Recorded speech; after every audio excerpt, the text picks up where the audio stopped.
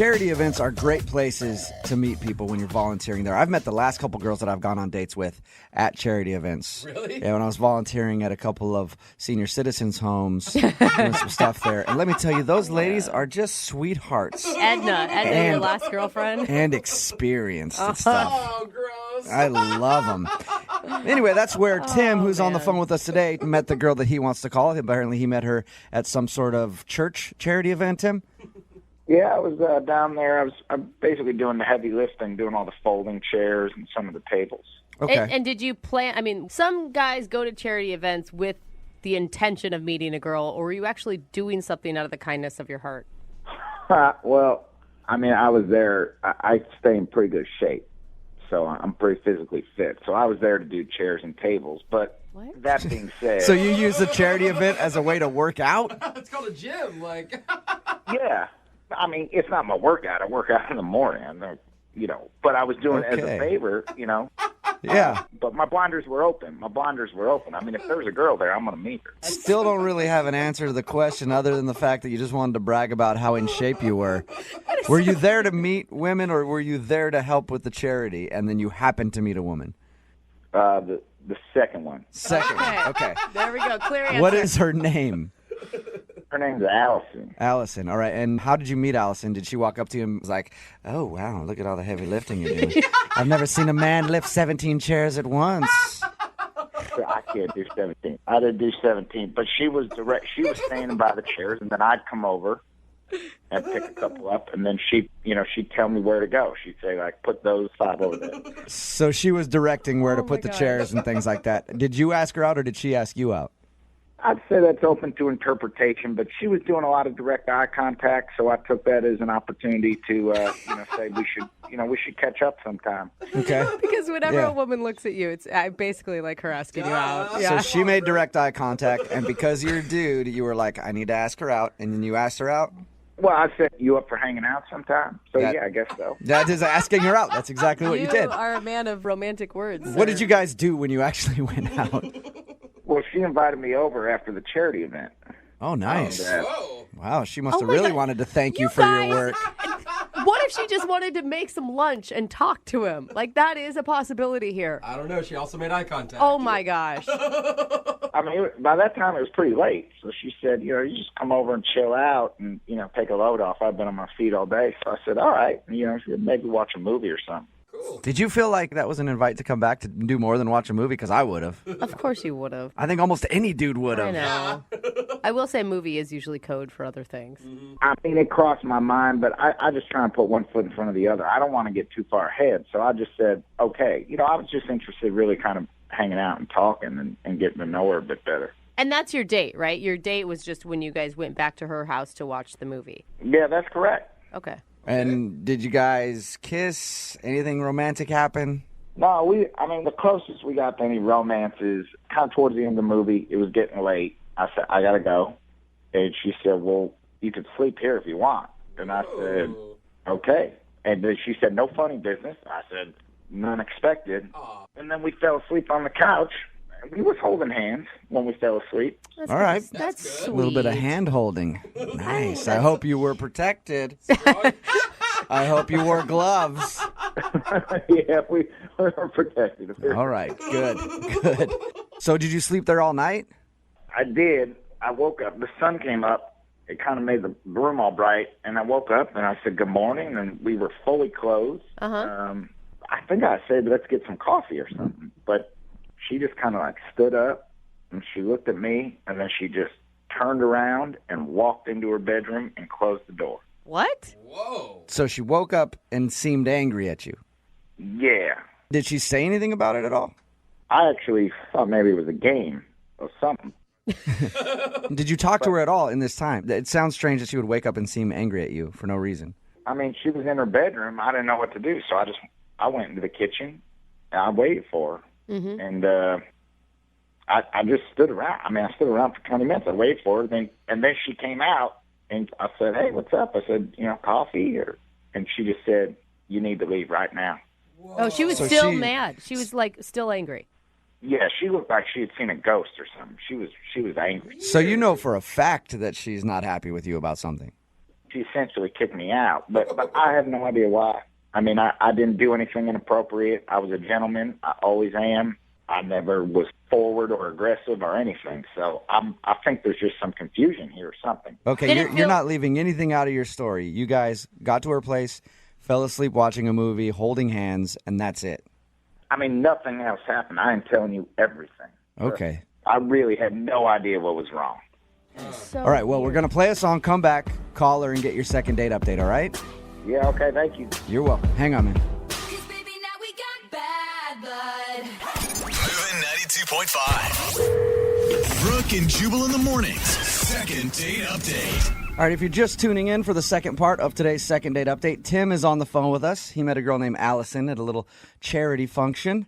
They ended up actually going back to her house that night because I guess it was late, and she was like, don't worry about driving. We can totally hang out. Come over and watch a movie. And according to him, that's all that happened is they watched a movie, they fell asleep holding hands, woke up the next morning, and she was like angry at him for some reason. She wouldn't talk to him. She finally talked to him about 20 minutes later after she had gone to her room, and she told him to leave. And that's the last that he's heard from her. All right, Tim, we're about to call her. If I get her on the phone and I ask her if something strange happened, because you swore to me that nothing else happened other than you guys fell asleep holding hands and that was it. If she tells me she woke up and you guys were still holding hands, but somehow you were in her clothes and she was in your clothes, I'm going to hang up on you right there because that is weird. Okay? Yeah, you got it. All right. And I never asked you, what did you like so much about Allison before she became angry? She's just really nice. I mean, she's chill and she's cool. All right. And you'd like to see her again? Yeah, I want to see her again as long as she doesn't hate me, or at least she can explain to me why she hates me. Yeah. It's always at least nice to know why somebody hates you. All right. Well, I'm going to dial her phone number right now, get her on the phone, and get your second date update, okay? All right. All right. Here we go.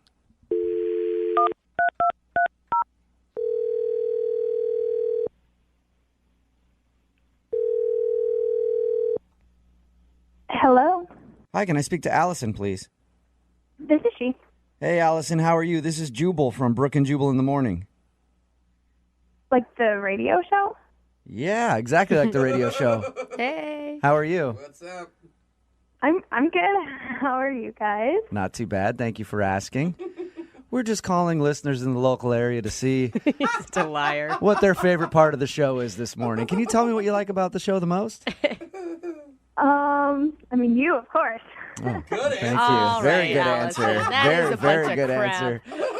Actually, Allison, any idea why I might be calling you? I have no idea. Well, have you heard the second date updates before? I think so. I normally listen to the phone taps. Okay. Well, cool. Well, you are about to be the star of a second date update because you recently went out on a date with somebody and you're not calling them back and they want us to get a hold of you. Oh. His name is Tim. You met him at a charity function and ended up actually sleeping with him first night that you met him, which come I think on. is... What? Is that, what? No. No. Don't worry. I know. No, don't Calm worry, down, Allison. Allison. Tim told us that you guys didn't sleep together. He said that he did fall asleep next to you, like on the couch, holding hands while watching a movie, though. I'm sorry. This is just really weird that you guys, know all of this. I mean, it wasn't even a date. It was like I met him, and then, we hung out. Right. Well, we talked to Tim because he emailed us and asked if we could get you on the phone and find out why you... Why? Well, he said you seemed really upset at him the next morning, and he also wanted to see why you're not responding to any of his phone calls or text messages or anything. Did you not think it was a date when he was coming over? Like you just wanted to be his friend or something? No, I mean, it wasn't like an official date, but it was just let's get to know each other. But I just realized that I don't think he's the one for me, and I would just rather not keep going there. According to him, and you tell me if he's lying, he said that he woke up next to you, you seemed mad, you went in your room, stayed there for 20 minutes, and then when you finally came out, you told him to leave. Yeah, that's probably about right. So that sounds like you're legitimately angry with the guy. Right now, it doesn't sound like you hate him or anything, but what could have happened to make you so mad in the morning? I'm not angry at him. It's complicated. I knew he wouldn't understand, and so it was just easier to not even go there. He seems Can you like... tell us so that you can give us a little bit of an understanding? And to be honest, I got a sign. It was just one of those things I knew. A sign. What sort of sign? I don't expect you to understand, and I didn't expect him to understand, which is why I didn't even want to go into this. But I had a vision. What do you mean? A Like a vision. dream? What? Yeah, I guess you could call it a dream. And Tim was in it, and he was he was after me. He had like this huge samurai sword, and he was running after me, and he was like chasing me. So I was like running away. What? And are you seriously laughing at this? I'm sorry. It's a little weird. You know what? You said, listen, we're not making fun of you for it. You even said we probably won't understand it, and I don't really understand why it would scare you enough to have a dream like that to not talk to somebody. So can you explain to me why a dream would make you feel that way in the morning? I mean, it felt like it was one of those things. It was like a sign, like that God was warning me that like this wasn't a good relationship. Like if you just meet somebody and you don't really know anything about them, and then they're in your dream and they're chasing you with a samurai sword, and at the end, like I woke up when he stabbed me. Yeah, but Okay. dreams mean all sorts of weird things. Like You sometimes just get a gut feeling with things, and I have learned to trust my gut feeling. And I woke up from that. Like, I mean, I haven't had a nightmare like that in a really long time. So were you mad at him in the morning, or were you scared of him? Is that why you went to your room? It was a really scary dream. I haven't had a dream like that in a while. And it's not like, oh, I had a nightmare. Comfort me. Like he was the one who was the nightmare, and I needed some space. But did he do anything at all in the awake world that was an indication of him being mean? No, but I mean, you hear those stories of people who seem to be really nice and then end up crazy, and I feel Hey, like that Allison, was... I talked to him a little bit. He sounds like a weirdo to me. So He No, does he not. I think maybe your so gut was. I nice. think your gut was right on that one. I'm going to tell you, I support you. Okay. I don't feel like you're taking this very seriously. No, I'm taking. Hey, listen, this is the way that you feel. I might not understand it because a dream has never scared me so much to not talk to somebody. But if that's the way you feel, that's important. Okay. And it scared you enough to not talk to him again. I'm just trying to get some clarification. Okay. Yeah, that's why I didn't call him. So you can tell him, and Okay. yeah. Would you like to talk to him about it? No, I mean, that's why I haven't called him back or responded to his text. I think it's better if we just don't talk. Okay. Well, he is on the other line and would like to talk to you. Wait, what? Yeah. Tim is actually listening on the other line right now. Yeah, I'm here. Oh, this is so awkward. Yeah, it is awkward. I mean, I'm paying for a crime that I didn't commit. I mean, come on. What if I was trying to protect you in the dream? Do you think of it that way? You stabbed me. That is, yeah. Oh my That's gosh. Oh, maybe. I don't know how that's protecting her, Tim. Stabbing her with was it a samurai sword? You said. It was a samurai sword. I mean, this is ridiculous. This is so unfair. I mean, You know, I'm sure you're a great Wait. guy. I'm sure you probably wouldn't actually stab anybody, but there's a reason I didn't call you back. Okay, Allison, hold on. We spent about 10, 11 hours together in real life, in real time, and we had a great time. Then you have like probably, I don't know, a 20 to 25-minute dream about me running around with some sword, and you're going to take 25 minutes of dream world versus 11 hours of real time? I mean, you got to give me a chance. True. It wasn't just a dream, Tim. I think that there was something prophetic to it. There was something, I feel like it was a sign. It's not just a scary dream. I feel like it means that we're not supposed to be together. He just seems so nice. I mean, like, how many guys will just hold your hand while you fall asleep and not try anything? No, you And that's know? exactly what people say about guys who will stab you with a samurai sword. Come on. It's better to listen to your gut, Allison. Trust me, okay? You don't want to be another statistic. Allison, how about this? Is there someone else in your life trying to hurt you? Because I can help you with that. There is nobody. I'm not some like traumatized little girl, okay? I had a dream. It freaked me out. I don't want to date you. It's that simple. Now that brings me to my question, Allison. Would you like to go on a second date? Okay. You didn't even let me finish. I was going to offer to pay for it. What if it's a nice Asian restaurant? Chinese or Japanese, something like that. You know what? You guys have already made fun of me. Enough of this. I gotta go. Okay. Oh, All right. oh, no. Hey, Tim, are you still there? Yeah, I'm here. Sorry, man. Tim, stop stabbing girls with samurai swords in their sleep, man. Brooke and Jubal's second date update. You know, dating in high school is awkward. Your hormones are raging. You both smell like body odor. Tough part about being a guy is try to spray on enough Axe body spray to cover that body odor. It never works. Trying to make out with somebody with cheese stuck in your braces, that's never fun. Oh, gross. But what's more awkward than dating in high school? Me dating a high schooler. What? Whoa. That's awkward. That took a more turn than that I didn't want to go to. Curfews you got to deal with. Parents don't get it. It's illegal. Police officers don't get it. Right, exactly. But you know what I say? Age ain't nothing but a number, baby.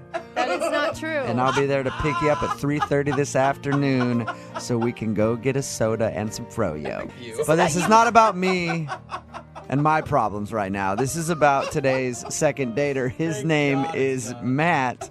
And the reason that I said all that is because Matt reconnected with a high school sweetheart. Oh, thank God. I thought we were talking I thought to Matt was kid. trying to go to homecoming No. dance all of a sudden, and it No. was going to get weird. He reconnected with a man. high school sweetheart, and now she's not calling him back after they had a date. Matt, what's up, dude? Hey, what's going on, Jubal? Not much. How are you? Oh, Matt. I'm good. I'm all right. So tell us a little bit about the girl that you want to call today. Her name's Avery, and we went to high school together. We dated for like a year, our senior years, and then split up for college. I never really came back home until recently. I just moved back a few months ago, and I heard she was still here through some friends and found her on Facebook. And How long ago was this? We started messaging on Facebook a couple months ago. Oh, Or no, do you no, mean I meant high school? how long ago was your relationship with her in high school? Oh, that was like 9 years ago. 9 years ago. Okay, that's a long time. Yeah.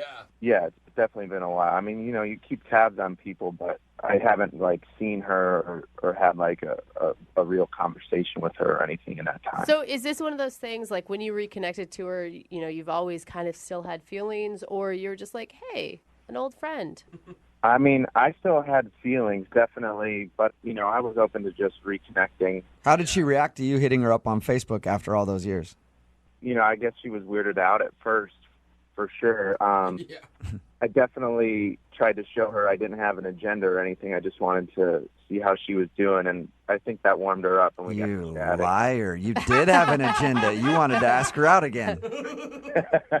Maybe that's probably true. What was your reaction when you saw her picture after 9 years of not seeing her? Well, when I saw her picture on Facebook, I definitely thought she looked amazing. She looked pretty much how I remembered her, except grown up.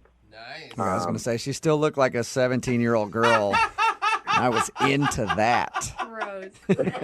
Oh my God. No, more like, just she seems young and, full of life, and she's got that same smile and these gorgeous eyes. So tell us about your date then, when you guys actually met up. What did you do? I took her out to dinner, but we were just basically catching up for, an hour and a half. She was still like the same person, super friendly, really nice. We had a good conversation overall. It went really well. But there was this like one part that got a little uncomfortable and awkward, and so now I'm rethinking everything. What part was that? Well, I went in for the kiss at the end of the night, and she definitely did the tilt the head away Oh. as I land on the cheek move. You were like, what the hell? We've made out so many times before. Seriously, Why are you though. shutting me down now? That definitely was going through my head. But I was trying to cover that. Did she voice. say anything, or did she just like dodge the kiss and it was obvious? She said, "No, I'm sorry. It's just a little too soon." And I was like, "Oh no, it felt really normal to kiss you right now, and I'm sorry. I should chill out." And she said, "I had a really nice time. I'll talk to you later." And I said, "Cool. I'll give you a call." And then she just got in her car and drove off, and that was the last time I talked to her. Oh. You haven't heard anything from her since your date at all? Nada. And you've tried texting and calling her?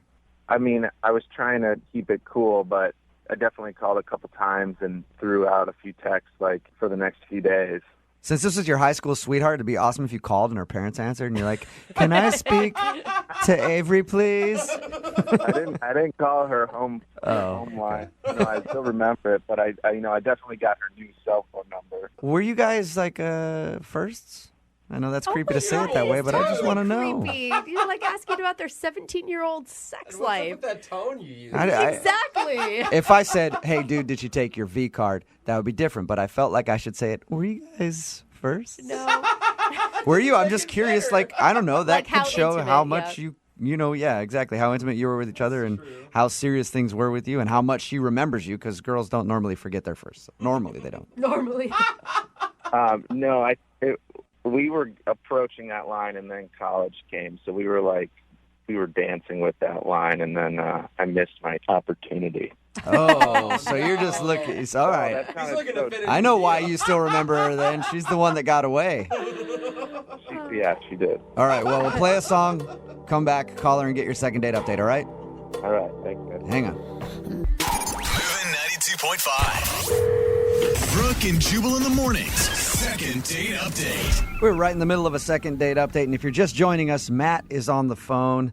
Today, he wants us to call his high school sweetheart, Avery. They reconnected after 9 years and went out on a date, and now she's not calling him back. Matt, Yeah.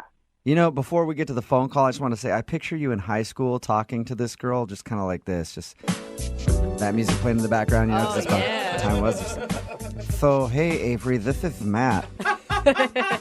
So I was thinking, like, maybe today after the pep rally, we could sort of, like, you know, kind of stay behind while everybody leaves, and then we could go underneath the bleachers and, you know, we could do stuff. Are you interested in, like, doing some stuff under there? Like, I promise that I'll be really, like, respectful. Like, I'll do, like, under the shirt and maybe over the bra, and I will treat you with the utmost respect. And I promise, like, later I won't go into the locker room and tell everybody that we totally boned down. I'll just give them the honest answer that nothing really happened except I touched your bra.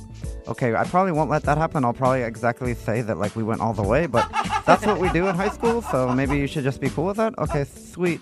Then I'll see you at the bleachers right after the pep rally, okay? So, yeah, cool. Go team. Okay, see ya. Is that pretty much how you sounded? Yeah, I mean, a little less Beavis and Butthead, but totally. All right, so we're about to call her and get her on the phone and find out why she's not calling him back. If you didn't hear his date, they went out, they had a good time. There was an awkward moment when he tried to kiss her and she said no. Mm-hmm. Yeah. All right, we'll get her on the phone right now and find out why she's not calling you back. Here we go.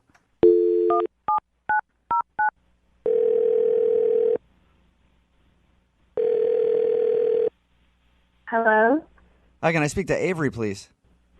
this is. Hey, Avery, how are you? This is Jubal from Brooke and Jubal in the morning.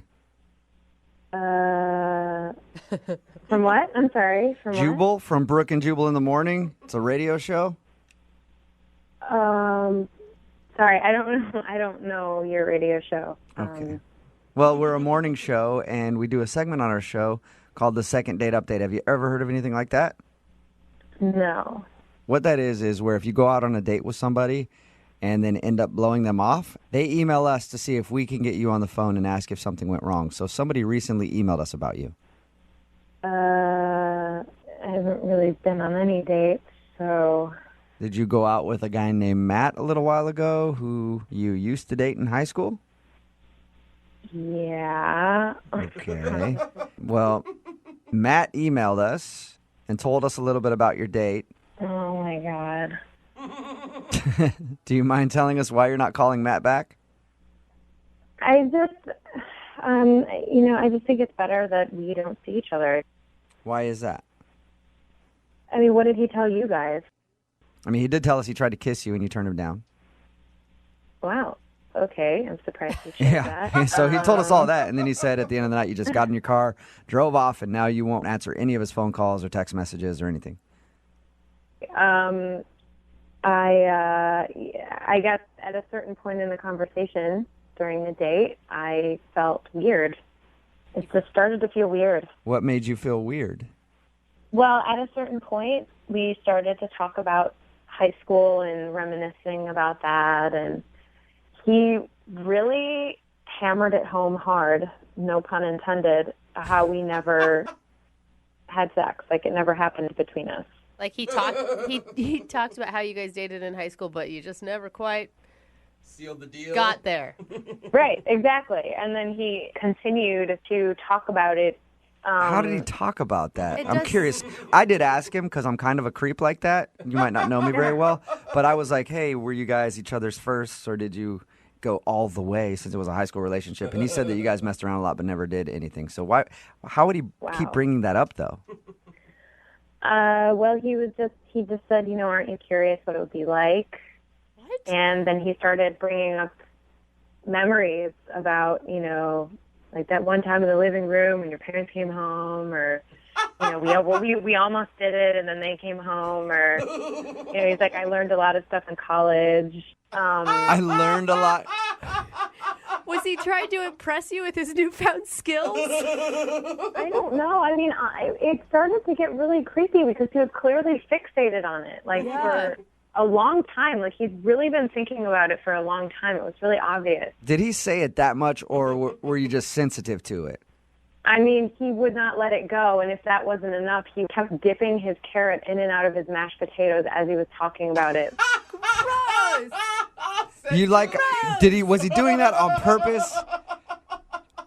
I'm not sure because it was like this very strange experience where he wouldn't take his eyes off me, but he was moving the carrot up and down in the mashed potatoes. It was really creepy. Even if he wasn't doing it on purpose. I mean, subliminal may be even worse. And locking eyes with me. I mean, it was really creepy. Just staring you down, slowly dipping his carrot into his mashed potatoes. I don't often dip carrots into mashed potatoes, so maybe he was doing it on purpose. Did he? Oh, yeah. Did you tell him that the whole conversation was making you uncomfortable? I really didn't want to say anything at the time because I didn't want it to be weird. I mean, we had just gotten our food, and I didn't, I was hoping that he would stop talking about it, It's just not the conversation that I wanted to have. I'm surprised he didn't pick up a dinner roll and start violating that with his carrot, too. That does sound like an awkward situation. The only thing more awkward than that, if he was actually on the phone listening, which he is. He's listening to this conversation right now. Oh, my God. Are you kidding me? No, I'm not. Avery, this is Matt. Look, I'm sorry Oh, my you're God. feeling comfortable, and I had no idea that I was making you feel that way. And the whole carrot in the mashed potatoes thing, that's so embarrassing. Did I really do that? I don't remember doing that. Yes, you did it for the longest time. And you wouldn't stop talking about what it would be like if we did it, and don't you wish we had done it, and remember you give the bus jobs and other, Did you actually say that to her, Matt? I mean, it was definitely on my mind, but at least you're admitting it. I know this sounds so strange, but it was just I really can't explain how my brain and emotions just shot back 10 years, and I just, it was an unbelievable thing, and I just feel like I felt this energy and connection between us, and I'm kind of shocked that you didn't, Avery. Taking away all the weird shit I was doing.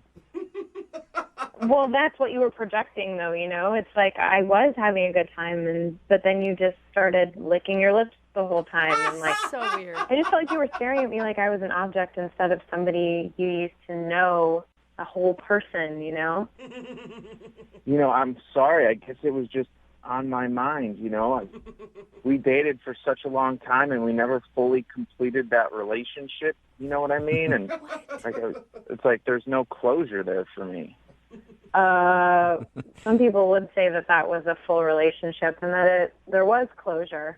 I guess you guys can just agree to disagree because it sounds like Matt really, really, really wants to finish what you guys started in high school.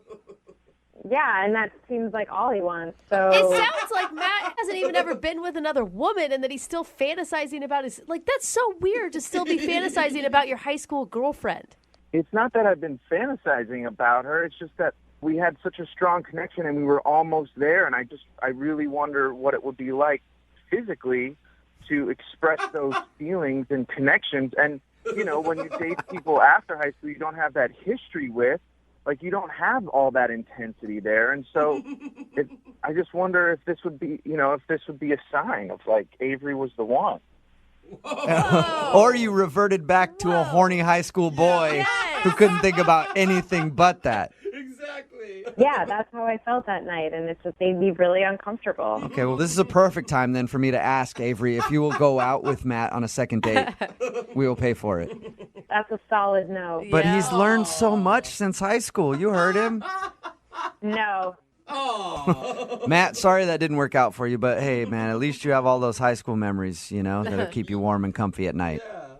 We spent a lot of time on her parents' lawn chairs with this really comfortable quilt. Oh my God, stop, please, Matt.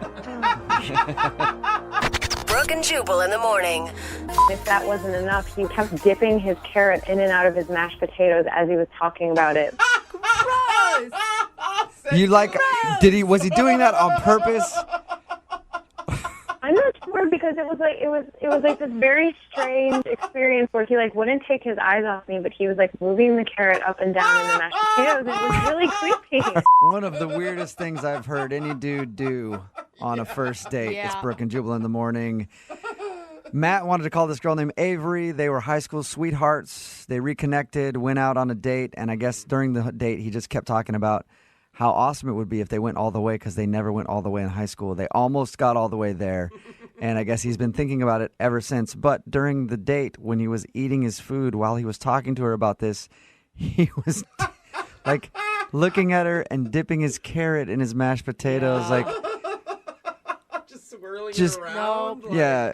You like that carrot, girl? Somebody texted in at 78592 that says, I can't believe guys can be this clueless. Trust me, I've been a guy all my life. Yes, a lot of us are that clueless. Yeah, and I'm imagining he is just dipping it and then sucking the mashed Yeah, potatoes just off the carrot slowly. Look how sexy I am right now. If you want a second date update, just email the show, Brooke and Jubal at moving925.com. We will call the person who didn't call you back. Today's second date update is a little different from the others because the girl that's on the phone to do a second date update today has actually had 3 dates with the guy that she wants to call. What? Why are we even doing That's this? breaking the rules. I And mean, come on. Normally the rule is 1 date and that's it. Yeah. Not 3 dates because that's kind of more of a relationship type Yeah. thing. And that's not a second date update. That'd be a 4th date update. But I went ahead and I talked to the girl and she offered me $1,000 cash if we would do the second date update for her anyway. And you know what? Rules are meant to be broken sometimes. So, Kate, you will have my PayPal request in just a little while, okay? Yes, I'll get it right All right. after you. You didn't know this second date update was going to cost you $1,000, did you, Kate? Well, I didn't, but I hope it's worth it. I swear, when you hear the story, you're going to understand why. Okay, so Really? your email said that you've been out on 3 dates with this guy, and now he's just stopped calling you. Tell us a little bit about him. Okay, so his name is Andrew. Uh-huh. It sounds really cheesy, but we were doing a volunteer charity event, and we met there, and we were working together, so we just had a lot of time, to hang out and talk and stuff. And, we had a connection, and he asked me out on a date, and since then, it's just kind of been a whirlwind, you know what I mean? You're super into him and you see this going into relationship status? Yeah, obviously not right now at this moment because I'm calling you for a reason, but no, it was definitely I felt like it was headed in that direction, yeah. What did you guys do for your date? Dates, plural. So my first date, it was actually really romantic. We went on one of those dinner cruises, which I probably would have hated if it was someone that I turned out not to be attracted to. But Yeah. we had so much fun, if I needed to be trapped on a boat with anyone, that would be the person that I would want to be trapped on a Yeah, boat. that's actually a good idea for guys to take girls on a dinner cruise date for the first date because there's nowhere to go. Yeah. But I it didn't does even think about that. It does say that he was really into you because if a guy is going to devote that much time and energy into a first date, he's obviously wanting to impress you. Yeah. Screw time and energy, just cash. That's not a cheap date at all. Okay, so you went on a dinner cruise. That's cool. What'd you do for your other dates? Yeah. The next date, we went on one of those wine and tasting events at a bar, which was super casual, and it was fun because there were other people there, and so we got to sort of spend more time in a group of people and see what that dynamic is like, and it was really fun. And then my third one was so sweet because I was really stressed out at work, and I think I had mentioned it a couple times in conversation, and so he booked us a couples massage. What? That's relationship status stuff. Yeah. So we definitely took our relationship to the next level after that. And I'm, starting to feel emotionally connected to him and putting in, feelings and effort and time. And since then, it has been complete radio silence. That's weird. That is totally To weird. put that much effort into all those dates. I know. And by effort, you still mean money, don't you? Pretty much. But I mean, you don't buy somebody a couples massage Right. if you don't care about them. Absolutely. No, I mean, I wouldn't spend that much money, and I just can't believe he's, like, spent that much money for just a hookup. Right. Like, that seems like a lot of work. That was the first night you guys hooked up after the couples massage? Yeah. So he stopped calling you after the first night that you hooked up. Yes, I know. Oh. And it's like textbook. I know, but the lead up is so confusing because it's, everyone's been in the hookup situation before, whether they like intended to or not. You know what I Right. mean? And it usually doesn't have that much build up. Usually someone doesn't put in that much time and effort and then go completely off the grid. It sounds like he was doing all that just to get in your pants, No, if I'm it being doesn't. honest. Well, it does if he's doing all those. Seriously, would you do that much? I wouldn't know, but a lot of guys would. I mean, if he's putting in all that effort and then stops calling you the moment that you guys hook up, sounds like that's all he wanted. Yeah.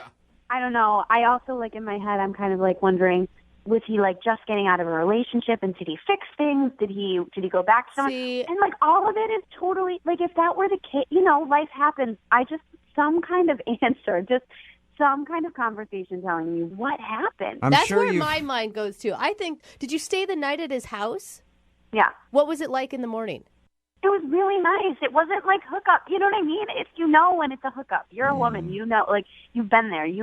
No, most women don't know when it's a hookup. I'll tell you that much. I totally disagree with that. No. I disagree too. With No, that, too. most don't know. That's why there's clingy women who will text you after and think that they're in a relationship when they're not. It happens all the time. I'm sorry. I think she's right. I think the majority of women know when a hookup is just a hookup. I completely agree. Okay, well, maybe the guy's a player and he's really good at it and you don't know. If that's what he's doing, he's really good. So I'm sure you've thought about it a ton then. If you don't think it's just a hookup thing and he was just kind of using you, then what do you think it is? I'm trying to think of anything at this point. I mean, that's why I need your help. I'm really interested to see why he would stop calling you after all those elaborate dates. And leaving his house, that was the last time you've talked to him. No, there've been like texts, like little texts, like, I've been busy. Like, oh, you're just suddenly so busy. Yeah. You know what I mean? He's like scheduling cruises and massages, and then all of a sudden his schedule just got so packed. All right, well, we'll play a song, come back, call him, and get your second date update, okay?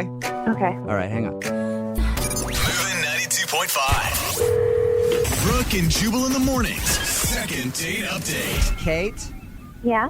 seriously? I can't even believe that you want to call this dog back. Like, seriously, girl, you need to move on to greener pastures, okay?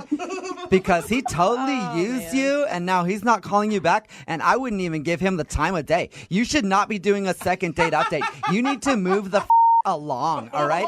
Snap out of it, girlfriend. Let's you and I go get some Cosmos and talk about this. In your mind, this is how female conversations go, isn't it? That was my conversation with Kate about moving on. Kate, are you about ready to gosh. call Andrew for your second date update? Well, after that, I'm feeling really inspired. Yeah, I bet. Empowered even, I'm sure. The reason that I said that is Kate actually wants to call a guy that she has gone out on 3 dates with. They've all been pretty elaborate. The last one was a couple's massage. There was like a dinner cruise and stuff in there. Anyway, after they hooked up, after the third date, he stopped calling her. Hasn't responded to anything. So my first thought is that he just used her and just wanted to hook up with her, and now he's not calling her at all. That's why he's a dog, girl. Kate, what if that is the reason? Are you just going to let him have it? I'm going to be really pissed. Yeah. I'm going to dial his phone number right now and see if we can get him on the phone, okay? Yeah. Okay, I'm dialing the phone number. Good.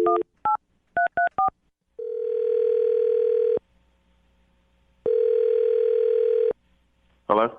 Hi, I was looking for Andrew. Yeah, this is he. Andrew, how are you? This is Jubal from Brooke and Jubal in the morning. Okay. I'm calling you because we recently got an email about you from one of our listeners.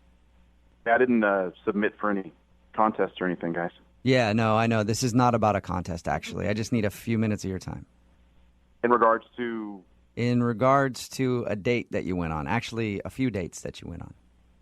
What? Yeah, we do a segment on our show. It's called the Second Date Update. You recently took a girl named Kate out. She told us a little bit about your dates. They were all very elaborate and very romantic, but now you're not calling her back and she's very confused. I'm not sure what to say. Well, you could start by telling us why you would blow her off after 3 dates. It's it's not as simple as that. Okay. Yeah, I'm not trying to sound confrontational with you. Like, I just want to know what happened, and more than anything, she wants to know what happened because you guys went out on so many dates, and she said that they were all pretty romantic, and you seem like you guys really liked each other. Yeah. It's just a weird situation. It's been in my head, and I'm just trying to figure this stuff out. Does that mean that you are actually maybe in a relationship with somebody else? No, certainly not. No. Okay. Oh, good. I wish it was that simple. It's more complicated than that. Let me ask you a question, just an easy question to answer. Did you like Kate? Yes, very much. Very Okay, much. so you did. I did and still do. Okay, so you still do. Well, then why not offer her the respect of letting her know why you're not calling her back? Well, I accepted a job offer in Germany that I couldn't turn it down. What? You what? I leave in a couple of weeks, actually, for Germany. Whoa. And that's why you're not calling her back? Well, I feel strongly for her. I just don't know how to tell her, I mean, Yeah. I don't know what to say to her. I just figured the easiest thing would be just to, disappear, fade away. What are you talking about? Disappear. That's like the coward way out. You owe it to her to talk to her about what's going on. Like I said, this is not an easy situation. I'm struggling as far as how to deal with this and what to do. Why are you struggling so much with? I mean, you guys have been out on 3 dates. It's not like you've been dating for months and months and months and you're leaving. Yeah. Why not just call her and say, hey, I'm moving. Sorry, we can't see each other anymore. I really like her a lot, but Okay. So you see a future with her. If you were going to stay here and Germany wasn't in the picture, there's no question in your mind that you guys would continue this? if I was going to stay here, definitely. No question in my mind. Wow. But now that the reality is Germany, there's just no chance of that because, I'm moving. You guys could maybe try a long distance thing. That's not fair of me to ask her to do something like that. She's super sweet. She's gorgeous. That's not fair. Yeah, but how do you know? You don't know. I mean, you're putting your feelings on her. Like, you don't know how she would react to that. Actually, I am putting her needs first. She doesn't deserve to be in a long-distance relationship like that with someone. She deserves someone who's going to be there with her, contributing to her life. I'm putting her needs way above mine. I just don't know what to say. It sounds like you really like her a lot. Yeah, I do. Man, that sucks. Like, honestly, if I were in your position, that would be hard. Yeah. To meet somebody that I guess it sounds like you're falling for, and then you're like, man, now I got to move. Jeez. Yeah, it sucks. But some consolation, German chicks can be kind of hot. Okay, Jubal, that's not where we're going with And he's this. making more money, obviously. Can I ask one question, though? Did you know that you were going to Germany before that last couple's massage slept together night? No. In fact, this is from a previous situation I had that developed over the course of 3 or 4 months. So I thought that the opportunity had kind of fizzled out, but it turns out it was just taking a little bit more time, and then they made me an offer. I had to jump on this. Wow. Okay, I'm just really excited about this Germany thing. It's the dream job I've always wanted, but at that same time, I feel like I could be missing out and not being able to share something like that with someone like her. Well, then why not just talk to her about it? I agree. I know it's early on in your relationship, but why not just talk to her? Man, easier said than done, guys. Not really, because she's actually on the line listening. Excuse me? I said she's on the other line and listening to this conversation and wants to talk to you. So there's that. Kate's on the phone. Yes, she is. Yeah. Hi. I don't really know what to say. This is a lot. You've been on the phone the whole time? The whole time. I'm sorry. I'm sorry I stopped calling you. It was the only way that I saw to handle this. It's okay. I don't really know what I would have done in this situation either. I wish you would have told me. But what you didn't should even I have said? mention That's that the you thing. applied. I know. I didn't even know that you even applied. You didn't even, that wasn't mentioned. Just in regular conversation. You know what I mean? So it's really out of left field. Well, I honestly I thought that prospect had kind of just fizzled out long before I even met you. So it just kind of popped out of nowhere again. It just really sucks because I have strong feelings for you. I have strong feelings for you too. It's just not fair for you. It's not fair for us. Life is just not on our side, it seems. Well, Andrew, maybe life is on your side, and that's why you guys are being connected in a second date update to talk about it. I guess.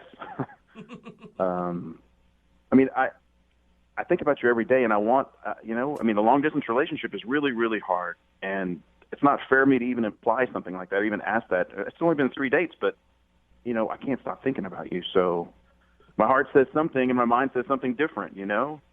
Kate, I mean, I'm just going to ask for you. Would you do a long-distance relationship? I don't know. I mean, somebody's got to step in and ask her what her opinion is on that whole matter. I don't know.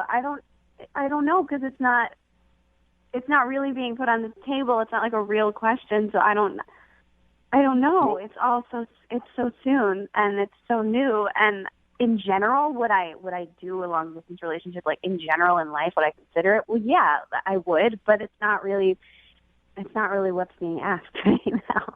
Well, the simple fact of the matter is, you know, long distance relationships suck. You know, I mean, this is really hard. I mean, my heart says something and my mind says something different. You know, I'm thinking that I just need to sever this, cut this off, but I can't stop thinking about you. So I'm feeling like I need to ask you to go with me, you know? I know that's crazy. I shouldn't have even said that. I'm sorry. I should not have even gone that. I feel like I just feel like I'm falling for you, you know? You don't want me to go with? I mean, we've been on 3 dates. We can't. That's not like a real. That's not a real question. Well, I don't want to put words in your mouth, Andrew, but I don't think you were actually asking her to go with you. I think you were saying that's the way you feel. You know, I'm just not sure at this point. This phone call is really, it's even more confusing now, it seems like, but. Dude, it sounds like to me that if she would say yes, that is exactly what you're asking. I wouldn't want to ask her that. You know, that's just a huge bombshell to drop on somebody. You know, it's a lot of pressure to put on her. Let's play a game, Andrew. Let's put this relationship 7 months down the road. If you guys have been dating for 7 months, would you ask her to go with you to Germany? Yes. Wow. Oh, I just got Kate, what do you think about that? If you were dating 7 months, would you go? This is like all like a hypothetical situation. I mean, if we had been dating in the same way that it's been, if we just continued down the same path that we started, I don't see why I wouldn't consider it. But you guys have a couple weeks or whatever till you leave. I mean, you could bond. You could spend every day together. You could see how it goes up until then. And then maybe in 6 months, she could come join you. You got it all figured out, Brooke. Yeah, she does. She's so excited. You know, this whole thing is just crazy, you know? So let's just step back and let Kate process this. Well, how about you guys process together? Would you like to go out on a fourth date with Kate? We will pay for you guys to go out again at least before you leave. Yeah, talk about it. Kate, you want to go? I mean, yes, of course. Yes. All right. Well, keep us so cute. Keep us updated on what happens. Okay. Okay.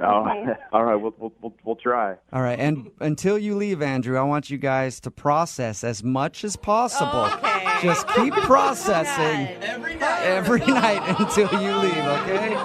Just got a text in at 78592 that says, OMG, I need them to get married. I feel the same way. I am right there with you. Brooke and Jubal in the morning, talking about today's second date update. This girl named Kate wanted to call a dude named Andrew. They had actually gone out on a few dates, so technically it wasn't a first date, and then she's not getting a call back. They'd gone out a few times. He stopped calling her back, and of course she was wondering why. It's kind of weird. Yeah. Well, we got him on the phone, and it turns out that he actually really liked her a lot. They both like each other a lot. Yeah. But he got a job offer in Germany, and it's like his dream job, so he's like, well, I'm going to be leaving.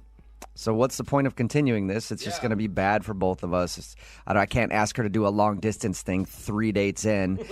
And then he was like, well, I mean, maybe you could move with me in like 7 months or something if we continue the relationship. Romance is still alive, people. And she said that she would be willing to think about it because they both like each other enough. So I guess they're going to work on things and talk about it and figure out where their relationship is headed and if they can make it work from Germany. But everybody texting in at 78592 is just in love with today's new sweetheart couple. Do you know why? Because people love love. Yeah. And I love them for that. People are like, it really makes me so happy. I mean, you don't want this girl to regret, right? I mean, even if it doesn't work out, at least you tried and then you know. Of course. Yeah. People are texting in at 78592 saying they're crying in their car for these guys. Yeah, well, it's so romantic. They're going to be so disappointed if these two get together and they're like, well, we went out on our fourth date and I don't know, man. Like, moved to Germany 2 months later, he cheated on me. Yeah. The whole thing is just screwed up now.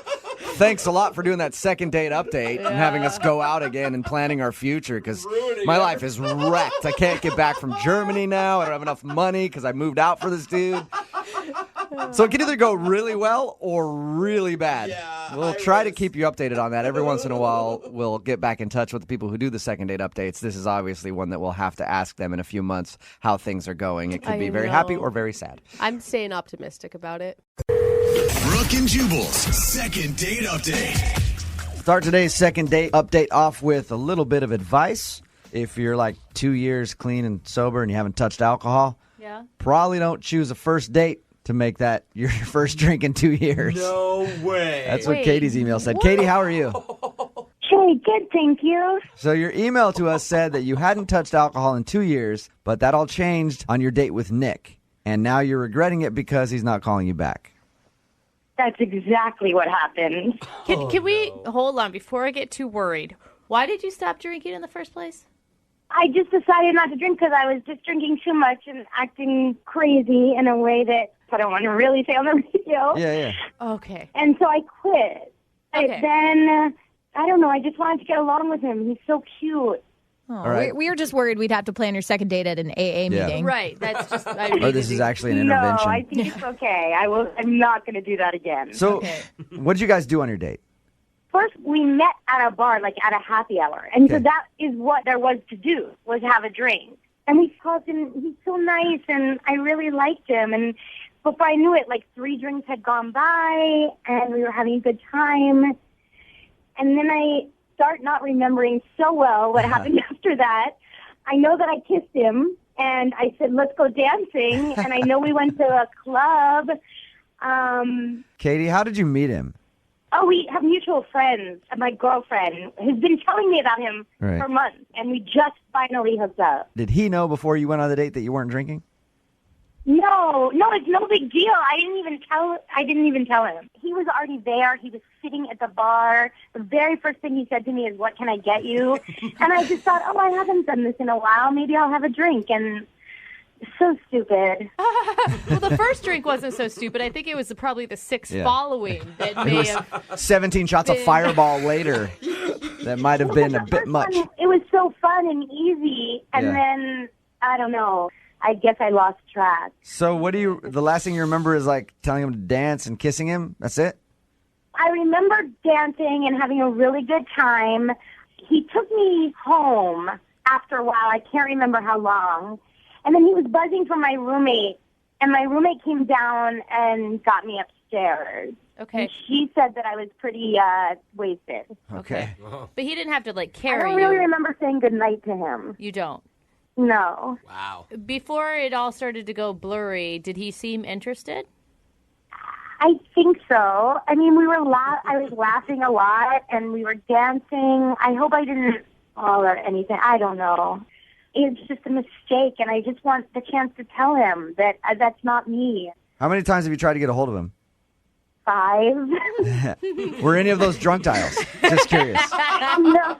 All right. No, and they were all texts, and he just won't return my texts. All right. And I don't want to, like, call him or... Well, we'll call him then. How about that? That's what I was hoping you would say. We're going to play a song, come back, call him, and get your second date update, okay? Okay. All right, hang on for me.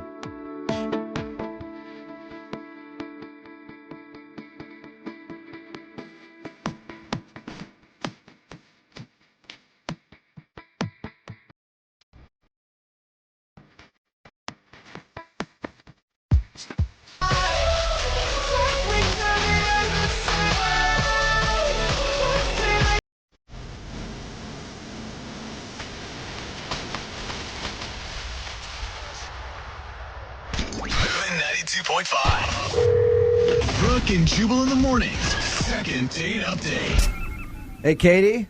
Yes. Did you manage to stay sober during that song? Yes. It's Brooke and Jubal in the morning. I'm moving 92.5. The second part of your second date update. Katie is on the phone. Katie hasn't had a drink in 2 years, not because she has a problem necessarily, but because of a few crazy incidents that she'd rather not talk about on the radio. But she went on a date with this guy named Nick, decided, hey, why not have a drink? That turned into 2 drinks, that turned into 3 drinks, and the rest is sort of a fuzzy history that she doesn't remember. Right, Katie? That's right. I just wish that I wouldn't have drank to begin with, because I feel like he didn't really get to know me. That's probably because you don't remember the other things you did. Yeah. Probably. Okay, Katie, we're going to get him on the phone right now, see if we can get an answer as to why he hasn't called you back, okay? Okay.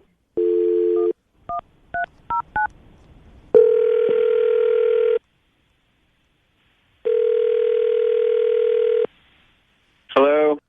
Hey, can I speak to Nick, please? Yeah, this is Nick. What's up, dude? How are you? This is Jubal from Brooke and Jubal in the Morning. I'm moving 92.5. Wait, what? This is Jubal from Brooke and Jubal in the Morning, the radio station. Okay. Why are you calling me? I'm calling you because you actually know a friend of mine. You went out on a date with her, and you haven't called her back. Okay. So her and I were talking, and she really liked you and would like to see you again, but she's confused, and she wants to know if she did something wrong on the date. Okay, who are you talking about? A girl named Katie? Oh, your friend's Katie, okay. Yeah. And I know that she went on the date with you. I don't know if she told you, but she hasn't really had a drink in 2 years, and she went out. Oh, no, she told me. She told me that. Okay. Oh. She sort of screamed it at me. Really? Oh. How'd that work? I was there, and she showed up, and she ordered a drink, and then she pretty much slammed it, and then ordered another one, and then it just kind of went from there. And I would say she probably within an hour had about 5 drinks. Nick, how long do you think that you got to talk to sober Katie before drunk Katie took over?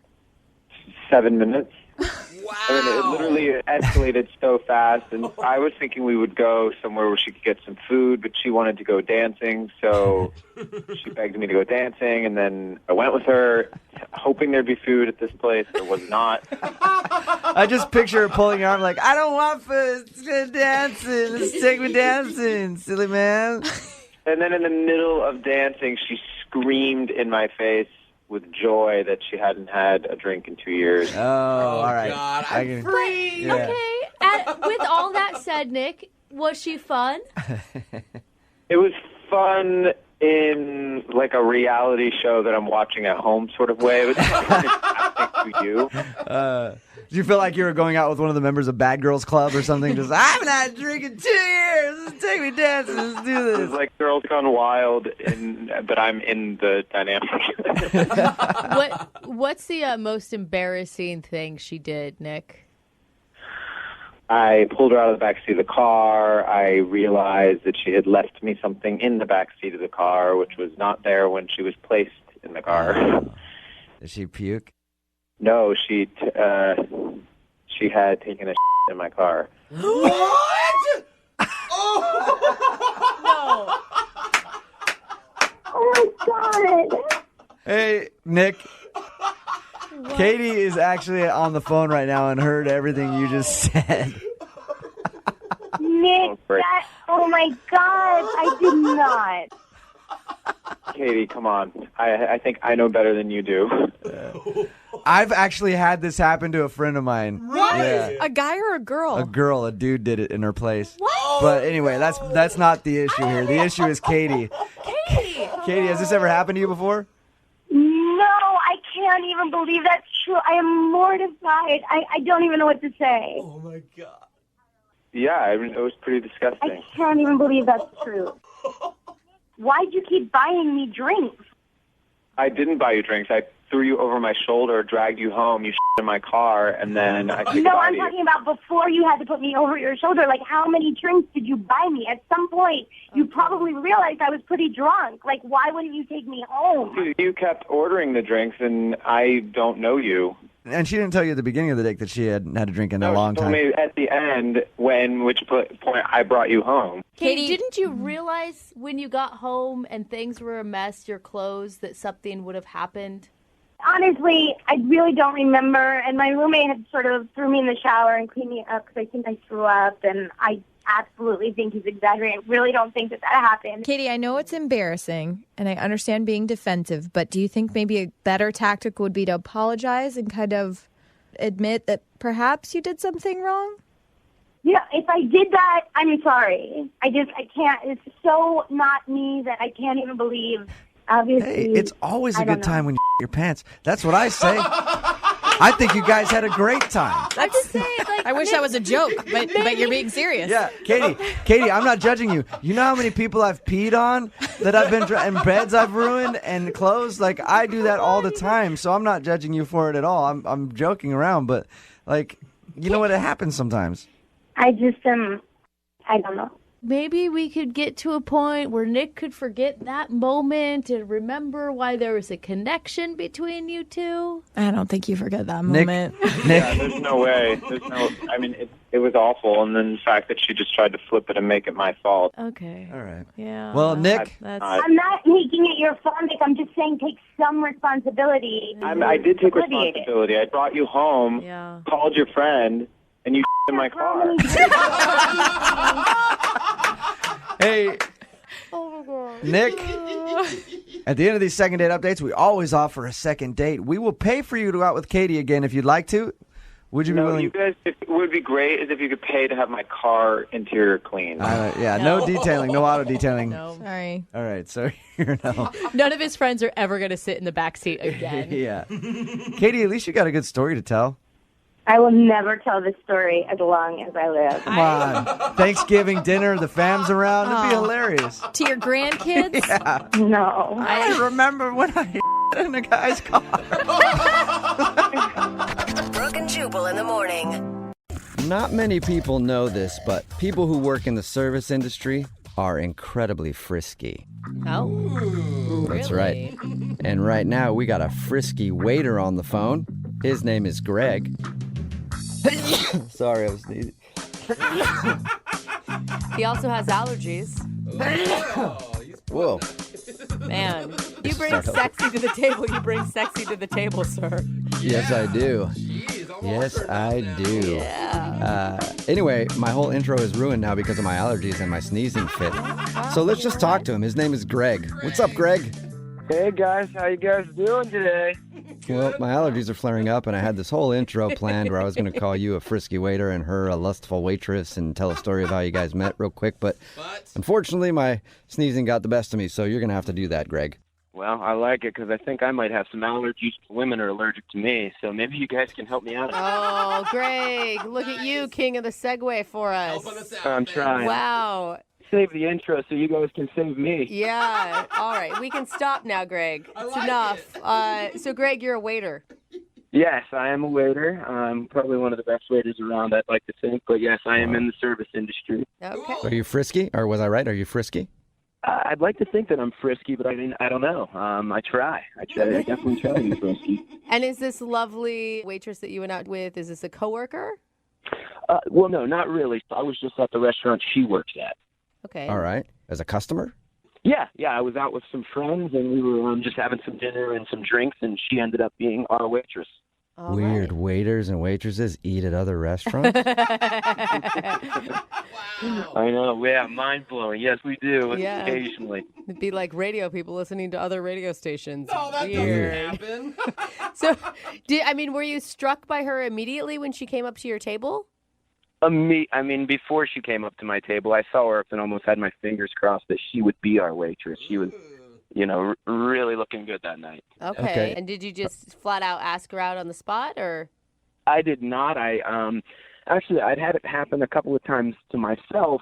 Women had left their name and number on the receipt after they signed for it, so I kind of stole her ID and I did that. I left Greg and then left my phone number at the bottom of the receipt when I paid the bill. Oh, nice. And that actually worked? It did. She actually texted me like 2 days later it was. I got a text and I didn't even know who it was because I, silly enough, forgot her name. And then I was like, who's this? And then she's like, it's Cynthia. And then I was like, oh, yeah. Dude, that's amazing. I've tried that so many times, and I know you're going to be surprised by this. Never once have they called me. I think it was a smiley face I left. I took it up a notch. I took a name, number, and a smiley face. And probably a big tip to go with it, because no girl is going to call you back if you don't tip well. Yeah, I went easy 30% that night. Okay. All right. So what'd you guys do when you went out? So we both know of this really high-end restaurant we've been wanting to go to. One of my buddies works there. It's usually really hard to get a reservation. So he was able to, get us in for a table for two. So I thought that was, going to really impress her. And Sweet. Was she impressed? she went. So I want to say she was impressed. She ended up going, obviously. So I took that as impressed.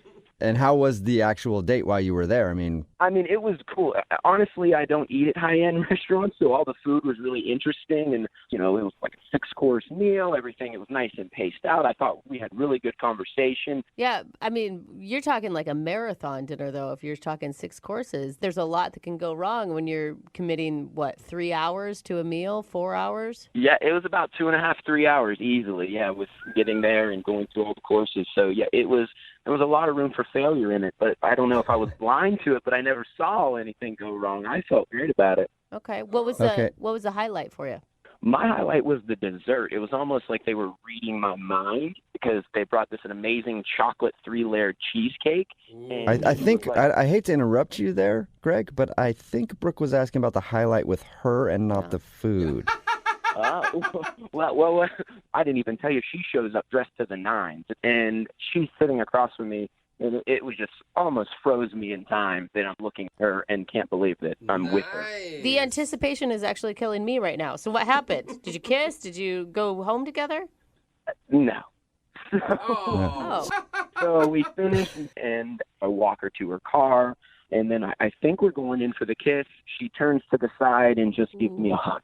Ooh, oh, wow. I thought, maybe, okay, it was our first date, and I like that about her. Maybe, she's playing a little hard to get. She gave me a taste, but, it's like I'm not going to give you your dessert, per se, on the first date, because she really went for a side hug.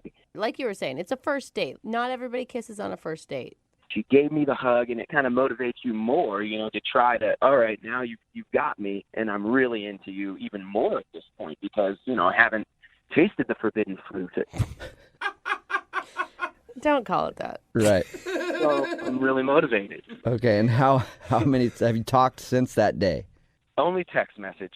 I reached out, I texted her, just said I had a great time. She didn't hear from her, and nothing's materialized into meeting up again. Okay. Well, we'll play a song, come back, and then call her and see if we can find out what happened in your second date update, all right? Okay, thank you so much. Moving 92.5. Brooke and Jubal in the mornings. Second date update. We've been doing second date updates for a long time now, and I feel like something keeps getting disrespected over and over again. Really? What's that? The side hug.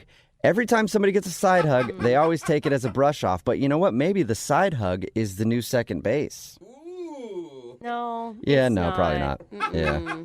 It's actually a terrible thing to get a side hug after a date. And that's what happened to Greg, who is on the phone right now. He's a waiter and was in another restaurant and actually hit on the waitress by writing his phone number down on the receipt. She ended up calling him, and they went out to a very fancy restaurant. But by the end of the date, she just gave him a little side hug, and now she stopped talking to him. Is there anything that you would do differently second time around, Greg? Maybe not take her to the fancy restaurant so I had something to shoot for. Okay. I see. You started off too hot, maybe. Yeah, maybe I came in too big. Uh-huh. All right. Well, I'll dial her phone number right now, see if we can get her on the phone, and find out if you gave it to her too big. Usually not a problem, but maybe this time it is. Okay, let's go. All right.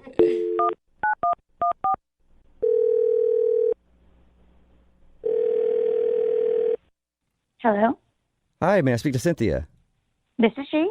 Hey, Cynthia, how are you? This is Jubal from Brooke and Jubal in the Morning. I'm sorry, what? This is Jubal from Brooke and Jubal in the Morning, the radio show. Okay. Okay. Why are you guys calling me? Well, I'm calling you because we recently got an email about you from one of our listeners. I'm sorry, what are you talking about? Who is this again? This is Jubal from So Brooke and freaked Jubal out. in the Morning. It's a radio show. Don't be too And scared, I promise.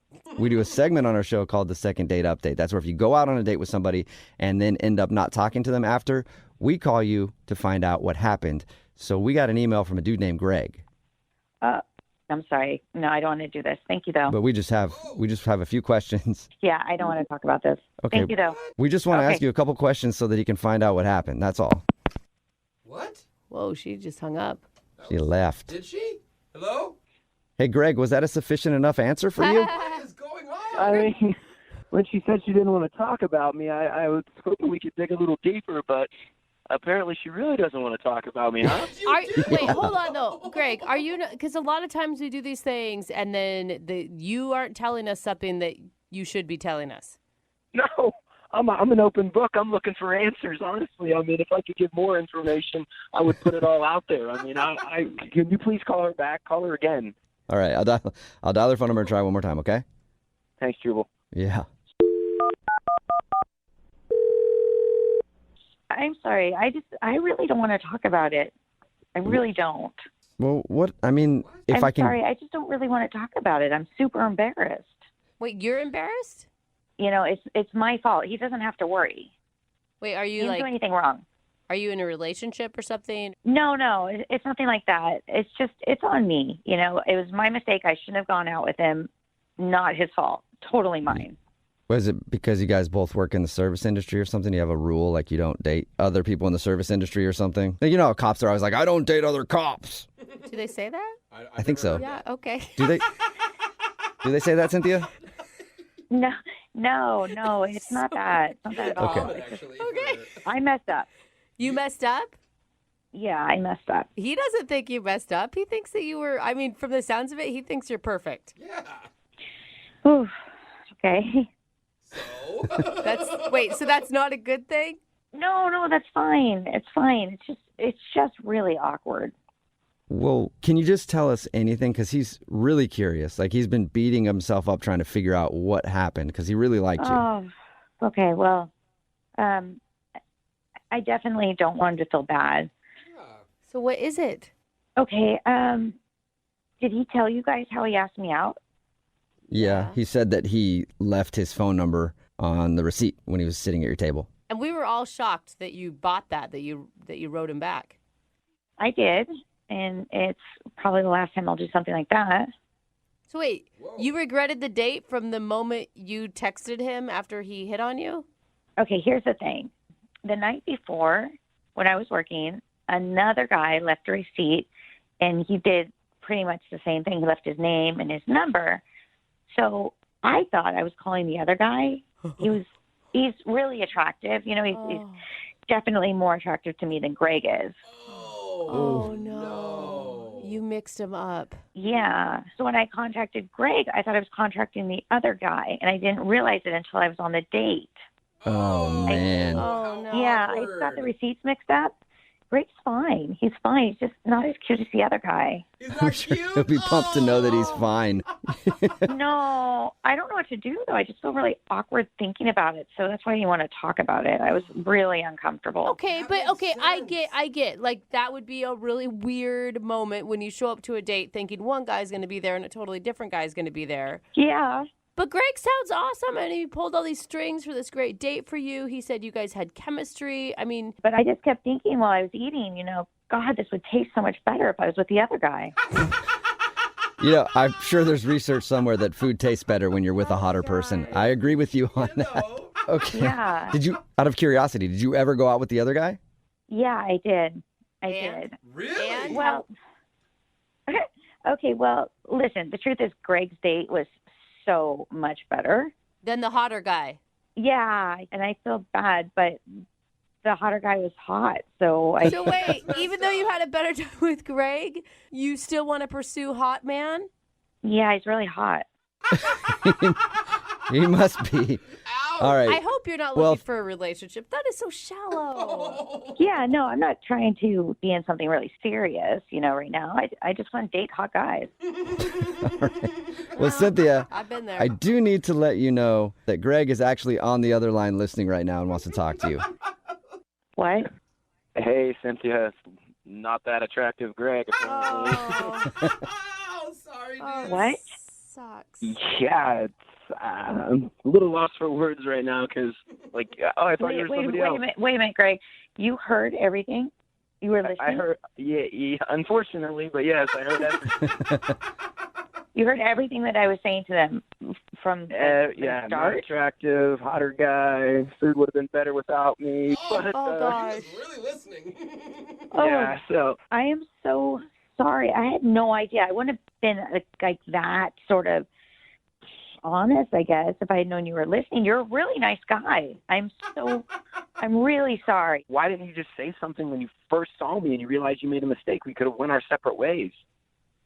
I didn't know what to do. I was sort of horrified, and the mistake was on me, and I didn't want to be rude, and the restaurant was nice. I'd never been there before. I'd always wanted to go. Cynthia! You didn't want to be rude, and then you go through the whole dinner and let me pick up the tab, and you didn't want to be rude. I mean, You asked me out. It was a date. I didn't know what to do. What, a date with the wrong guy? I know, but you didn't know that. Yeah, but you didn't know. Cynthia! Brutally honest. Man, you'd think if, at the end, if you knew and you didn't want to tell me, you would have, let me get, or at least offered. You didn't even reach for anything. I just picked it all up and thinking. We were on a date. I know, but you didn't mean to be on the date with me. You meant to be on the worst date with the hotter guy. Again, I'm so sorry. I don't even know what to say. This is so uncomfortable. And you said that my date was better. I know Your date was so much better. Oh my God! So you confirm it, Rub it in. Cynthia. That makes no sense. You could be you can grow to be more attracted to people. Not with me. I kind of I see it and I know it type of thing. What is it? Could I get a haircut? Was it my clothes? What? No, Greg, you're great. There's nothing wrong with you. You're great. Nothing wrong with you. Have you ever been there, where you're with someone, but the entire time you're thinking about someone else? I'm sorry, that's just how it was. It was just, that's how it was that whole night for me. I have been there for the past 3 days thinking about you, and now I get this earthquake hitting me. Oh. Sorry, dude. There's no way you could open up your eyes, up your heart, maybe give him another chance. Well, you know what? I would be totally willing to go out with Greg again, on a fun friend date. Friend date? That would be fun. Well, then how about it? Cynthia, would you like to go out with Greg again on a fun friend date? We will pay for it. I'd totally go out with Greg on a fun friend date. Yes, Greg's super nice. Greg, what do you think about the fun friend date? I don't want to go on a pity date with you, Cynthia. Why don't you guys just give it to Cynthia and her new hot guy? They can use it, so it's not just not getting used. I mean, at least she'll enjoy herself. Oh, my God, that's a great idea. Oh, my God. There you go, Cynthia. And since it sounds like your current hot dude is a horrible dater, we'll give you at least a decent gift card somewhere. Oh, my God, thank you, Greg. Oh, what about, do I get anything? I mean, this is a big slap in my face. No, it's not a slap in your face. It's like you said, why waste it, But we can use it for other things. We don't have to pay for your date with the hot guy. But he's really hot. All right, Cynthia, then you know what? Sold. All right, we'll send you out on a date with the hot dude. Oh, my God. Oh, my God, that's so awesome. Thank you, Yeah. guys. Even Jubal can't refuse a hot man. No, I can't. Brooke and Jubal in the morning. Got a text in at 78592 that just says, the worst part is, I know Greg. Whoa. It's Brooke and Jubal in the morning. Talking about today's second date update. This dude named Greg wanted to call Cynthia. They're both waiters. He was actually at the restaurant she works at. Hit her up and they went out on a date. When we got her on the phone, we found out that she actually thought she was going out with another guy because another dude had slid his number to her too.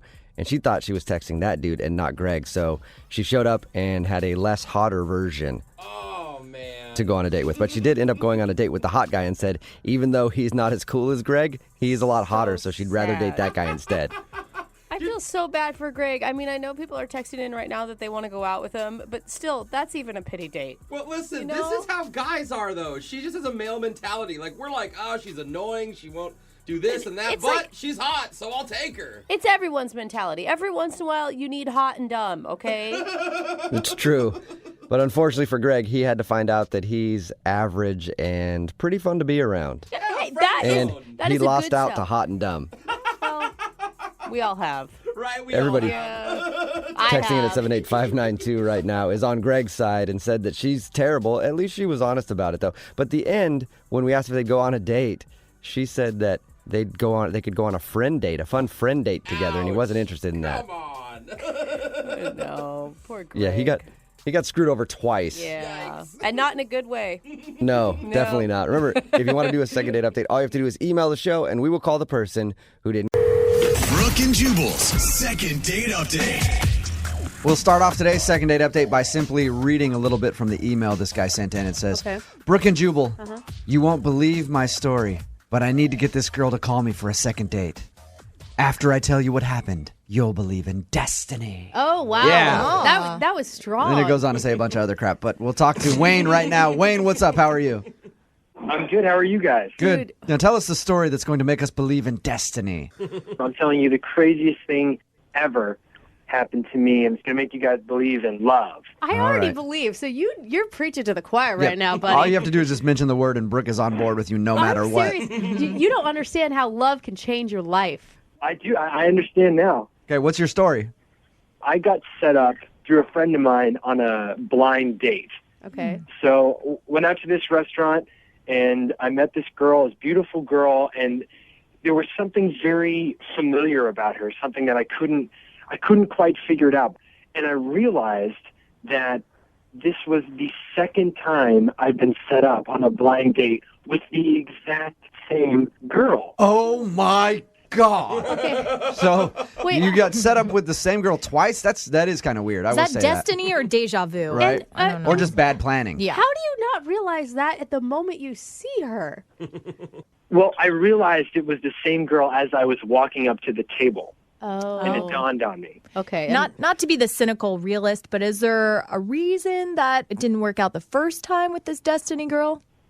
We had a great time the first time we went out, but things just really didn't line up for us. You know, she was in school. She was too busy to date, from what I remember, so we just didn't end up going out again. It just didn't really work out. Okay, and now the stars have aligned for you, and it has brought you another date. So how did your date go? The date went great. You know, it was like I was talking to an old friend. We kept laughing at the fact that we did go out so long ago, and this time around, it just felt like I was rekindling a relationship or something. You know, it was like it was awesome. She looked pretty. She was beautiful. The date went fantastic. Did you remember a lot? Pretty and beautiful. Wow. That's really It's a good combo. It's a really good combo, yeah. Maybe also funny and intriguing and a That's good for- listener. All you need on a first or a second date is pretty and beautiful. Pretty beautiful, man. So, did you remember a lot from the first date that you went on?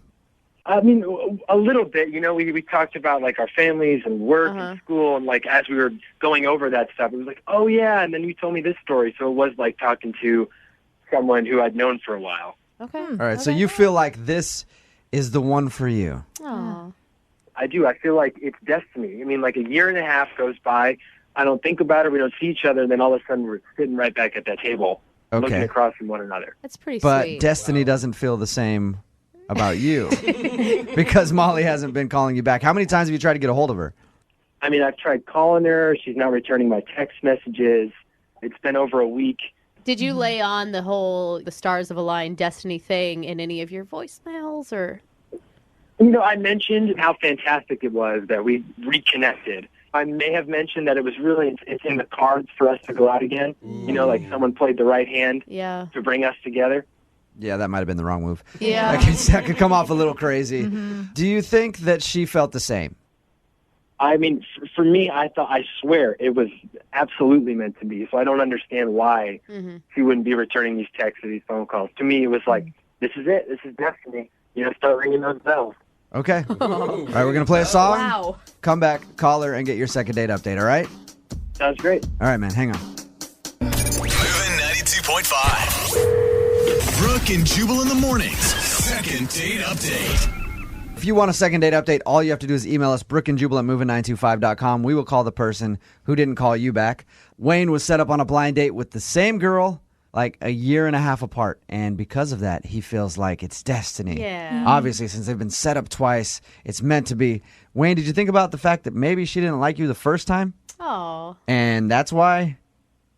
No, I don't think that's, I think it just, you know, the timing didn't work out. You Okay. know, the forces, fate brought us back together. Okay. So whatever happened the first time has been rectified. Wayne, you are living in a Ryan Gosling movie, Yes. and I want to support it. Wayne, guys. if it was fate, you'd be talking to her right now instead of on the phone with us, don't you think? True. Maybe this is all part of the big plan. You know, like this is something we're going to laugh about later on. All right. And there may be a reasonable explanation why she's not calling you back. All right, we're going to call her right now and see if we can get her on the phone and get your second date update, okay? Great. All right, here we go.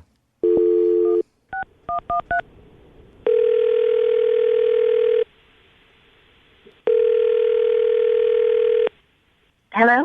Hi, is Molly there? Yeah, this is Molly. Hey, Molly, how are you? This is Jubal from Brooke and Jubal in the Morning. I'm moving 92.5. Wait, on the radio? Yeah. Every time I say that, I always wait and see, like, do they know? No. Okay, so you are familiar with the show. How are you doing? I'm okay. How are you? I'm good. I'm calling you today because you recently went on a date with somebody who wants to get a hold of you. Okay. His name is Wayne. Oh, seriously? Molly, that's not the response I was hoping for. Did you just say seriously? Oh, shoot. Yeah. Oh, God. Yes, it is Wayne. Oh, Wayne. Wayne emailed our show because he wanted me to call you because you guys went out on a date. 2 dates, actually. I guess, you know, you had like a date a long time ago where you guys were set up, and then just recently you were set up again. He really enjoyed going out with you both times and would love to see you again, but he says you're not responding to any of his phone calls. Yeah, which you think that he might just take a clue from that. Oh. You know, most guys get the hint when you're really busy that you're just not really busy. You just don't want to spend time with them. I mean, if I want to see a guy, you find time. Mm-hmm. What is it about Wayne that you didn't like? You've had 2 dates with him now. I mean, he's a nice enough guy, but honestly, he's got this weird quirk, and I could barely get through the first date, and then when he walked up for the second date, I was like, oh my f***ing God. Oh, God. Wow, No. Molly, it's that bad, and you're pinpointing it to one thing he does, right? Yeah, he's a moaner. It's like everything he does, he has a little moan before. Like, but when he sat down for the date, he was like, oh, these cushions are so comfortable. Hey, Molly, can you do that a few more times for me? I don't know. Like, yeah, just keep doing that. I could do it a few more times because that's what he did for the whole date.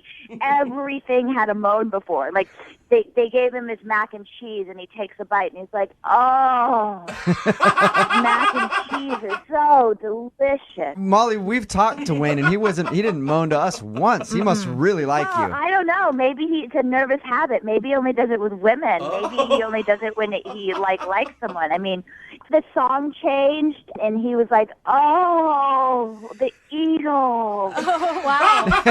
I'm guessing that you're embellishing a little bit on the moan, but that's still... I'm not. I swear I'm not. It's obnoxious. Oh, God, Molly, you can't look past it. Could you? I mean, seriously, everything that happens is moan. God forbid I ever kiss him. He'll probably have a heart attack. What do you mean, a moaner? Wayne's actually on the phone and heard everything that you just said. A moaner? Wayne, I can't believe you don't know this about yourself. It's like Tourette's or something. Every time you're enjoying something, you moan. I've never heard. Are you sure? I mean, I don't remember. I'm positive. I was like, there were like 3 moans before the appetizers even were ordered. So, Wayne, you're not aware that you moan a lot. No, I'm not aware that I'm a moaner. You know, maybe this is just something that you bring out in me, you know? Like, yeah, Wayne, that doesn't help your case very much. You're like, maybe it's just being around you that makes you go, oh. Oh. Imagine their wedding. Oh, Molly, give him a little bit of credit, though. I mean, if he's never heard the complaint before, it has to be something that is only triggered by you. That's like saying she was asking for it. Yeah. Oh, no. It's he creepy. all the way through 2 days. I know, but 2 days. I mean, he's a lover of love, and he just saw something in you. Was there anything about him that you liked? I mean, outside of the moaning. Well, he's a nice person, but I mean, honestly, I was so distracted by the moaning that I couldn't even hear how he was saying. It was just like I said, when's this moan coming? It would be like being on the set of a bad porno. The whole dinner. Seriously.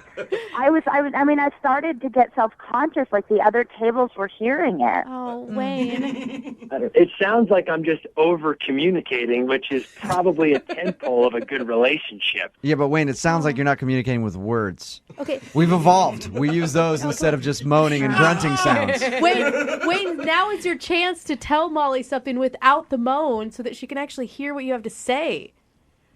Destiny brought us together. So maybe those moans are like some sort of sign that we're supposed to be together. That's how destiny. Or maybe the destiny was that I just needed to tell you to stop that moaning. Oh. Yeah. Okay? Maybe I was the girl to let you know that you need to stop moaning. and now you can go on the rest of your dates moan free. It was a divine intervention into your moaning, Wayne. Would love to send you guys out on a second date. We will pay for it. Molly, obviously Wayne wants to go out with you again. Molly, would you please go out with Wayne one more time? Come on. We will pay for it. I don't know that I want to get into fixing up men. Like I'm gonna have to try to get him to not moan, and the whole date I'm gonna be waiting for the shoe to drop and for a moan to come out. It's just, I don't know. I think I'll be too nervous. Okay, Molly, there's nothing. There's no way. There's no way I can convince you to go out with him again. Molly, you're right. That is bad. That's bad. That's bad. I'm having flashbacks. Oh, God. All right, Wayne, you got your answer, man. You're fighting fate. That's all I'll say. You're fighting fate. Oh, Wayne, you just keep believing in love. I'll tell you what. If a third friend fixes us up, maybe I'll consider this whole destiny thing. But now you're talking. Oh, that was a moan. Now Molly's moaning. Everybody's moaning now. Brooke and Jubal in the morning. It's time for your brand new second date update. It's Brooke and Jubal in the morning. And if you are a female and you've ever uttered the phrase sisters before misters, and it's probably been a while since you've been with a man. Oh, come on. Sometimes women just stick together no matter what. But the girl in today's second date update has to decide where her loyalties lie. With her good friend or with a tasty piece of man candy. Find out what she chooses in your second date update right now. Moving 92.5. Brooke and Jubal's second date update. I'm going to have to call BS on today's second date update. Oh, right from the There beginning, is no way that the guy on the phone to do a second date update today actually wants to do a second date update. What? But we had to call him because his email is crazy, and I want to talk to him about it. Hey, Nathan? Yeah. Dude, you got to be honest with me. The only reason you want to do a second date update today is to get this girl on the phone so you can cuss her out. What? No, man. I could see why you think that's what it is, but that's not it, Jewel. But after reading your email, why would you even want to go on a second date with this girl? Dude, well, first of all, you got to see this girl. She's smoking hot. Oh, my God. Why is that always the reason of men putting up with women that are mean? You swear to me that you actually want to try to get a date with this girl. Absolutely. Okay. I definitely want to hook up with this girl. Okay, at least hook up. Oh, my God. All right, well, romance already, it sounds Nathan, like. honestly, after reading your email, if you just want to call her up and cuss at her, I'm okay with it either way. I was just giving you a hard time. So I'm not even going to go into reading your email. Just tell everybody the story. Well, met this girl on Tinder. Her name's Kyla. Smoking hot girl. Beautiful face. Just like every photo on there is just unbelievable. Like you look at these photos, you're like, is this girl for real? I mean, she's that hot. I follow a couple of those girls. I like how you also were really attracted to her personality and interests, right? Well, it's Tinder. I mean, you don't look for personality on Tinder. That's very true. I'll give you that. This girl's like an LA5 for sure. A what? She's an LA5? An LA5, yeah. Like she's, in LA, she's a 5. Here, she's a 9. All right, that's a good point. There's a whole different scale for LA. That is true. So she's an LA5, which means she's very hot for this area, yeah. That is not fair to the women in this area. Thank you very much. It's true, though, Brooke. Okay, so she's really hot, and you liked her a lot. Yeah, she's really hot. But let me tell you my story. Okay. So I finally get her to agree to go to dinner, right? And I wanted to definitely do this up because I, hands down, needed to hook up with this girl. So I wanted to do it right. Go to a nice restaurant. We sit down. I go all out. I mean, you get a nice bottle of wine. Everything's dialed in. Just after we order, she starts kind of changing conversation, and then she gets to the question that just, let's put it this way, hit the fan. Whoa. At dinner? Yeah, at dinner. Whoa. What did she say? So she just looks at me and she goes, so, do you know a girl named Nicole? And I'm thinking, Nicole, like, yeah, I know Nicole's, but where's she going with this? And right. I'm thinking the best thing to always do is just go, no, I don't think so. Okay, so you said no to her. Yeah, and then I'm thinking, I don't know if that was the right thing to say, too, because what if I'm supposed to know Nicole? So who's Nicole? I don't know who Nicole is. I mean, there's a lot of Nicoles out there. I don't know. But anyway, so this is what happens. So she asks the question. I say, no, I don't know Nicole. And she goes, yeah, you do. And I'm like, no, I don't. She goes, you're an ass. I'm like, what are you talking about? She goes, you went out with Nicole and you slept with her that night and never called her again. I'm like, what are you talking about? She goes, you did, asshole. And just as her wine is being poured, she takes the wine and throws it in my face. Oh, what? So I'm guessing she's friends with Nicole. And that's the last I've heard from the girl. Holy So, crap. do you think she planned this whole thing just to throw wine on you and call you an ass? Well, yeah, probably, and that's kind of what I'm digging about it. And you don't know who this Nicole is at all? You don't remember? I have no clue who Nicole is. I don't give a honestly. Here's the deal, guys. The reason why it actually is hard for me to walk away from this is because it takes a lot of balls to do what she did, you know? Yeah. And I kind of dig that, actually. I haven't been able to stop thinking about it. So you actually like the fact that she threw wine on you, called you an a-hole, and stormed out of the restaurant. Yeah, man. It's like, it really turns me on that she did that. Yeah. And I saw that in your email, and that's the part where I'm like, dude, you're lying to me because all you want to do is get her on the air and pay her back for what she did to you. That's what I'm thinking. I swear to God, I don't. It's just, it really is a turn on. Women don't do that kind of thing. Hold on, everybody. You guys need to stop the funny love fest with this dude. Do you have a history of screwing over women? Like leading them on and lying to them and just wrecking them? To be fair, I may have done that a time or two, but my recollection, I don't think there's ever been a Nicole involved. And you don't think? That's not a very firm answer. Do you think that she's actually going to want to go out with you? I don't know. I really don't know if she's going to go out with me again, but I need your help because I think that with your help, I'm going to be able to get there. You just want to try. I have to try. Okay, well, we'll play a song, come back, call her, and get your second date update, all right? Thank you so much, dude. This really needs to happen. Yeah, I'm excited to hear her response, too. Moving 92.5. Brooke and Jubal in the mornings. Second date update. Right in the middle of a second date update, and if you're just joining us, Nathan, who is on the phone to do a second date update today, is going to attempt to do the impossible. That's right. He's going to try to get a date with a girl who threw wine in his face the first night that they met. He went out with a girl named Kyla that he met off of Tinder. They went out to eat, and during dinner, the wine got to the table, and that's when her attitude suddenly changed, and she looked at him and said, "Do you know a Nicole?" And he said, I don't think I know a Nicole. And then she said, "Yeah, you do. Nicole is my friend. You slept with her and never called her again." Then called him an a-hole, threw wine in his face, and stormed off. And apparently he thinks that he can still somehow salvage that date and go out with her again. Nathan? Hey. Your mission, if you choose to accept, is to get Kyla to go out with you on a second date. Do you think you can actually do this? I hope I can. I mean, this girl's just smoking hot. She's just so hot. What are you going to say to her to get her to go out with you again? I don't know. I'll figure it out, but I gotta just talk to her. Okay. What if it turns out Nicole is someone you totally screwed over? Are you willing to apologize? I mean, honestly, don't remember Nicole, but if that's what I did, then hell yeah. I mean, especially if it's a friend. If I have to apologize in order to be able to go out with Kyla again, then yeah.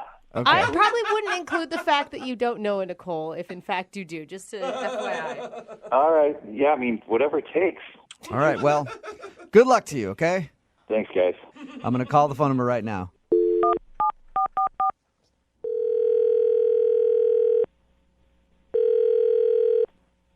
Hello? Hi, is Kyla there?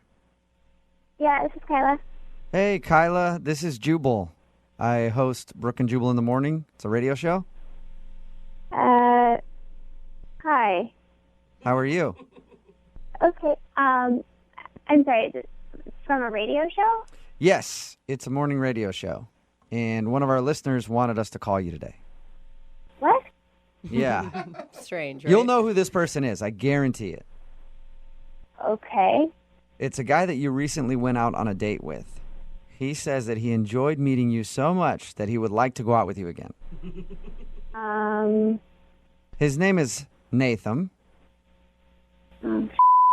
And you remember him, don't I guarantee you remember this date because he told us all about it. I know exactly why you're not calling him back. He said how you brought up your friend Nicole, said that he slept with your friend Nicole and never called her back, and then you threw wine in his face and left the restaurant. What? I can't believe he called you. Obviously, I don't want to talk to him. I think I made that pretty Yeah, clear. we do know that. Did you plan this whole thing out just to throw wine in his face? I'm Look, curious. I'm going to talk about it. He knows what he did. It's his problem. Can I just say that I am highly impressed at the maneuver you pulled off. It's something that I've dreamed about doing in defense of girlfriends before, but I've never quite had the audacity to pull it off. Thank you. You're welcome. It was not easy, but certain satisfaction there. Yeah, I bet there's a lot of Worth it, satisfaction in that. Yeah, we matched on Tinder. I was looking forward to going out with him until my friend saw his picture and told me what he did to her. And then, yeah, the rest is history. That's an impressive friend. Sometimes you have to stand up for your friends. Like, that's it. I bet your friend was super pumped to hear that you threw wine in his face. That's epic. She wasn't sad about it. I bet she wasn't. So, does it surprise you at all that he wants to go on a second date with you? Yes. That's why I haven't texted him back or answered his phone calls. Okay, well, then I probably shouldn't tell you that he's actually on the other line listening and wants to talk to you. Are you serious? Yes, I am. Okay, I told you I do not want to talk to that douche. We have nothing to say to each other. I've made that super clear. So, Kyla, it's Nathan. Just give me a chance. I just want literally 30 seconds with you. Can you just? Oh, no, I do not want to talk to you. I think that's obvious. But I'm sure everything that you said happened with your friend Nicole happened. I'm going to trust you on your word that that's what she said. Yes, that I it happened. did, but I don't. Obviously, it happened. She's not a liar. Okay, well, I'm not saying she's a liar. I mean, so what I'm saying is if I did something wrong, I screwed up. Yes, obviously. Okay, and I'm so sorry that happened, but that was never my intent. I'm sure I really even liked her. I just can't remember where it turned or why. I don't know. I can't answer to that, okay? But what I can tell you is this. Yeah, I'm not interested in hearing any more from you. So Just give me, before I even tell you this part, I want to say this. I'm super impressed by who you are. For you to stand up for your friend the way you did, I think it's just amazing. I mean, it just put you in a completely different place for me. It just took you up 4 or 5 notches above anybody else. this is a very weird thing to hear coming from you. Yeah. Well, but it's true. I really, really like who you are as a person for doing that. It sounds weird because, I mean, what guy wants wine thrown in his face? I mean, that's not the first way I'd like to meet somebody, but it really made me think about who you are, and I just want a chance to be able to spend some time with you and for you to get to know who I really am, because I think you have the wrong picture of me completely. Yeah, I think I got the picture of you. I got the picture of you, what you did to Nicole. I got the picture of you with, wine all over your face. And that's, the last picture I need to see. We're good. Hey, people make mistakes. I'm sure you've made mistakes. I'm sure your friend Nicole's made mistakes. I've made a mistake, and I'm just asking you to forgive me for that mistake. What I'm trying to tell you is that that's not who I choose to be as a person. And the only way that you'll really get to know whether or not I'm telling you the truth, which I'm saying is the truth, is by you just giving me a chance to spend some time with you. I mean, okay, this is going to sound so cheesy, but I have to say this. I've been thinking about you a lot since that date. And you know that movie Serendipity? You know how just people are supposed to... Well, okay, I'm not trying to be cheesy, but it's sometimes maybe we were supposed to meet. Maybe we were supposed to meet because of what happened with Nicole. I don't know. Even if I were attracted to you, there's no way we can hang out. It's not going to happen. Wait, so you think I'm attractive then? Oh my God, whatever. It doesn't matter. It's not. It kind of does, actually, because I think you're beautiful. It's kind of nice to know that you think I'm attractive. I mean, obviously, we should be spending some time together, Kyla. I mean, I really think that. Nathan, are you just the ultimate con artist? A minute ago, you were telling us that she was just hot and you want to hook up with her, and now you love her personality and she's beautiful. Okay, I don't know. Okay, here's what I want to say about this. I made a mistake. I mean, I don't remember who this Nicole is. But if she says I did it, then I screwed up. I made a mistake. And I'm so sorry for that. I don't want to be judged for what's already happened. I mean, I can't change the past. All I can do is just be better in the future. Right now, into the future. That's what I'm trying to do. And Kyla, I just want a chance to show you that I can be a good guy. Oh, he's good. He's real good, Kyla. Okay. I'm sorry. I'm really, really sorry. I'm sorry not only to you, but I'm sorry to your friend Nicole. Like, if I hurt her. God, I want to go out with Nathan. Nathan, hang on one second. Hey, Kyla, would you like to go out on a second date with Nathan? We will pay for it. This one won't include wine being thrown in the face. It'll give you a chance to get to know him and hear the story at least. Give him a shot. There is no story. He doesn't remember who Nicole is. What are you guys thinking? I really never expected to ever see you again. Like, I don't know why. Kyla, just one chance. Kyla, do not fall for this. Kyla, look, if you just go out with me just one time, and for whatever reason you don't feel comfortable again, you can throw wine in my face again. As a matter of fact, throw wine in my face and break the bottle over my head. Okay? Go ahead and do that. But I want to see you again because I think it was destiny. Like, I really want to see you. He is romantic. Hey, Kyla, at the beginning of our phone call, you said that you were excited to go out with him the first time before you knew about Nicole. Yeah, before you found out he was a total douche to your friend who he doesn't remember. It's hard to, like, just forget that happened. Like, yeah, I mean, I was looking forward to going out to him, but that was before. That was when you thought he was just a hot face on Tinder. Yeah, I mean, what would I tell Nicole? Like, seriously, what should I say to her? If it helps, honestly, I am more than happy to personally apologize to her because I think she deserves an apology. That's a solid move there, isn't it, Kyla? Well, you should apologize. That's Oh my God. That would be cool. You guys, he can't even pick her out in a crowd because she doesn't know what she looks like. Brooke, stop hating on love, okay? Oh my God. This is so incredibly ridiculous. I'm trying everything I can, Kyla. All I know is I really want to spend time with you, like whatever it takes. You tell me. I don't know why you're laughing. Like, I mean, at least he's like trying to be a bigger man. He's like owning up to his mistakes. I mean, you should apologize to Nicole. That would be. Hey, we can set it up then, Kyla. Maybe you can go out on a date, all three of you. And he can apologize in front of you, and you can get to know him a little better. Okay, if he apologizes to Nicole and she like says it's okay, I would have one shot to clear the air or whatever. Okay. Like, I'd be willing. But one. That's it. Just one. Okay, well, it's a successful second date then. Congratulations, Nathan. Thanks, guys. I don't know how you did it. Well, I know how you did it, but you got a second date. Congratulations. It's not a date yet. He has to apologize first. Okay, well, apologize, and then you have a date. Kyla, you won't regret this. I've got a huge surprise in store for you. Oh, my God. I wouldn't start calling things huge just yet, all right? Brooke and Jubal in the morning. Yep, the impossible happened. It's Brooke and Jubal in the morning. Talking about today's second date update. We got a text message in at 78592 that says, wow, this guy is a Picasso at the art of BS. Yeah, he is. And that is definitely true. If you missed the second date update, this guy named Nathan wanted to call a girl named Kyla. They went out on a first date, but she actually set him up to go out on that date because he had hooked up with her friend and then stopped calling her. They went out on the date. She sat down. They talked for a minute. Then she threw wine in his face in honor of her friend and then stormed off. He wanted to do a second date update because he thought that he really actually did like her, in his words. For her.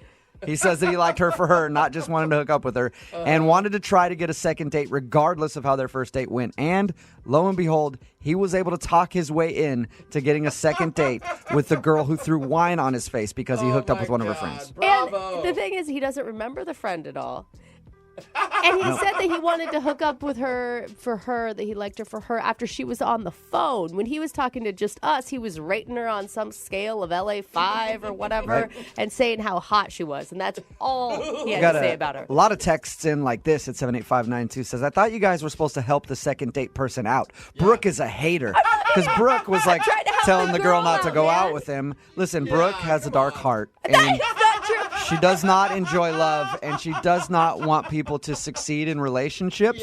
So anytime a very beautiful story like this is unfolding, Brooke will try to throw a wrench in the works no matter how she can. So keep those texts coming at 78592. I'm the villain when I'm not the one that slept with Nicole, the girl's friend, lied to her, set her up. I don't know. But he had finally got himself back another date, and it was going to happen. Because he's a con artist. I have he's no gonna do idea the exact same thing to this girl. How he was able to do it. Very impressive. Good, man. Somebody texted in at 78592 said on his next date, I hope he throws wine in her face. It might be his plan. I don't know. She deserved that. That is messed up. If you missed the second date update we're talking about, it will be online shortly. You can check it out there. If you want to do a second date update, just email us, and we will call the person who didn't call you back. You know, not many people know this, but before I got into radio, I was a pilot. What? And No, you were. the airlines and the airport was some of the best places to meet women. You know what I mean? Just cleaning house. Think Leo DiCaprio in that movie, Catch Me If You Can. Walking with all the ladies on his arms, strutting through the airport. That was me back when I was a pilot. And you could just get chicks left and right at the airport, you know. And then 9/11 happened and all those security things. And now it's harder to get girls. And then I left being a pilot and decided to go into radio. And now I'm here, you know. And that's where the girl that's on the phone today to do a second date update met the guy that she wants us to call. She met him at the airport. Was he a pilot, Marianne? No, not a pilot like you. All right. Well, I just wondered, you know. Poor guy. I like to catch up on my old pilot buddies and see how they're doing. Now, your email said that you met a dude at the airport. How did that whole thing happen? Yeah, I was taking a flight out, visiting a friend, and I got to the airport pretty early and, you know, doing the normal, kind of just walking around, and I was killing time going to different stores and reading magazines, and I left a store, and I was kind of walking out of it, and then this guy called and kind of yelled at me and told me to stop. So I turned around, and he said, "I'm so embarrassed, but I think you actually took my book bag." And Oh, so you tried to steal his luggage.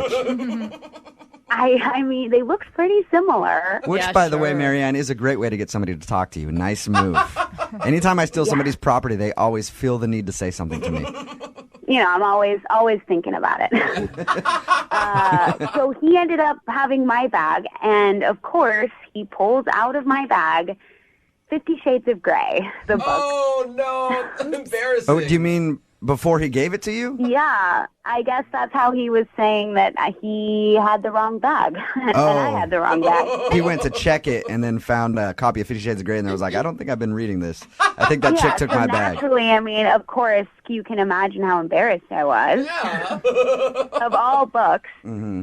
You know, I like it. It's great reading on the plane. You don't need to. You don't need to explain it.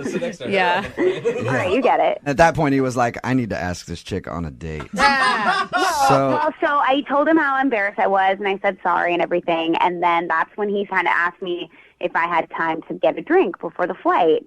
So we did, and we grabbed a drink. We had a great conversation. We were with each other for a good 20 to 30 minutes. So this is like an airport date? I mean, that's what I can't quite figure it out. I mean, I've been thinking about him ever since, but I can't figure out if it was a date or if it wasn't a date. And he did pay for my drink. Okay. So, That's good. I mean, So it seems like he was definitely interested in you. yeah, and, you know, our conversation went really well, and we separated and went our different ways. And when I got on the plane, before we took off, I texted him, and I said, "Thanks again for the drink. Sorry for the mix-up." And he wrote me back, "Don't worry about it. Great meeting you. Have a safe flight." Did you guys make any plans for the future, though, at all? No, that was it. So that's the last I've heard from him. But, you know, during our conversation, we found out that we were both from Seattle. So I know that we're from the same area, you know, and that's why I'm kind of wondering why he hasn't called me or texted me. And I listened to your show, Second Date Update, and I just figured maybe I'd see if you guys could set it up for me. Yeah. Can I ask, when you guys exchanged numbers, what did he ask for your number, and was there a purpose for it? Yeah, he did. He asked for my number, which, again, is why I'm kind of surprised that, you know, in my eyes, I would see it maybe as him being the one to want to, like, initiate getting together back in Seattle, but that's kind of why I haven't said anything to him. Yeah. Maybe he's waiting for me to be but the one to reach out. I just don't know. to me, it's kind of weird because his last text to you didn't say, like, hey, great meeting you. Can't wait to see you back in See town. you again. Exactly. No, it didn't. So it kind of sounds like yeah, it was cool meeting you. I'll never see you again. It also didn't say, like, have a good life, you know? Yeah, So but it's still like... why would you exchange numbers if it was just going to be a quick drink to, like, waste time at the airport? That's what I don't get. Did he say anything else like, hey, I'm dating, I'm single, I'm looking? I did find out that he was single. That's Okay. good. We didn't talk much about what his dating life currently is like, but I did find out that he's single. Mm-hmm. I just felt like it was kind of a chance meeting, and that there was, there's a reason why we had that interaction, and I just think it'd be important to try to see each other again and see if there's something more. So all we know about this guy is that you two have similar tastes in luggage. And that he's from the same city as you. And that you guys shared a drink for a few minutes at the airport. Yep. Sounds like And love his to me. name is Andy. And his name is Andy. All right. Sounds like an awesome dude. All right. What we're going to do is we're going to play a song, come back, call him, and get your second date update, okay? Awesome. All right. Hang on. Moving 92.5. Brooke and Jubal in the mornings. Second date update. If you're just tuning in for the second date update, Marianne is on the phone, and she wants us to call a guy named Andy today. They met at the airport, spent about 20 minutes with each other before getting on a flight, and that's the last she's heard from him. Marianne, I don't want to be a downer, okay? I don't want to start this off on a negative note, but I think I know the only reason that he's not calling you back. Really? Why? Plane crash. No! I think it's obvious. Because I think it's obvious. I mean, you guys met at the airport. You hung out for a while. Everything seemed to go great. Even sent you a text message after you guys talked and said it was great meeting you, and then you haven't heard a word. Have you at least checked into it?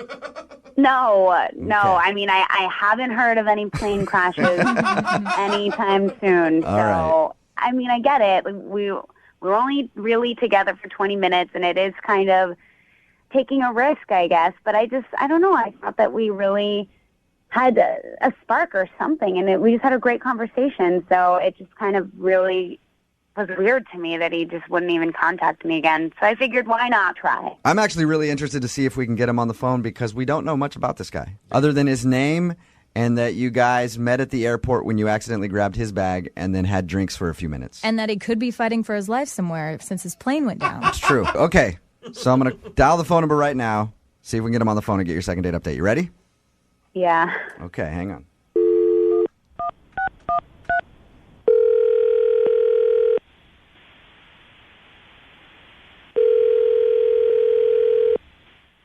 Hello? Hi, can I speak to Andy, please?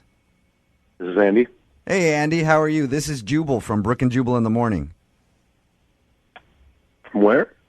Brooke and Jubal in the Morning, the radio show? I don't know what that means. That means that you are on the radio with us this morning. Hey. My name is Jubal, and the reason that I'm calling you is you recently went out on sort of a date with one of our listeners, and they were hoping to reconnect with you, but they haven't heard anything from you since you guys first met. Okay. Her name is Marianne. Oh, my God. And Really? you met Marianne at the airport a little while ago. Yeah, I did. Okay. She told us a little bit about your experience, how you met her because she accidentally grabbed your bag, and then you guys ended up hanging out for a little while having drinks, and then had to go to your flights. Yeah. Well, Marianne is wondering why you haven't tried to call her to get a date. Okay. Do you mind telling us why? So, yeah, she was great. And it was weird, meeting her in the airport. And we talked for a little bit, and I don't know, it was good. So you liked her, and you enjoyed your conversation with her? I did. Okay. She felt the same way. She thought you guys had a great meeting and was excited when you texted her back before your flight. But she's confused why you haven't even tried to call her to ask for a date. So, I don't know if she told you, but when we first met, we just kind of hit it off, and we kind of skipped the name part. We were just talking. And then at the end of it, when I found out that we lived in the same area and I was asking for her number, I realized that I didn't know her name. And it was really embarrassing, and she was really cute about it. But that's when I found out that her name was Marianne. And that's a problem for you? Why would that be an issue? No, I mean, it's not normally an issue. It's just, I just got out of a relationship. And it was like 4 years long, and her name was Marianne. Okay. That's kind of So weird. she has the same name as your ex-girlfriend. Yeah. All right. And you feel like that's too hard for you to get over that?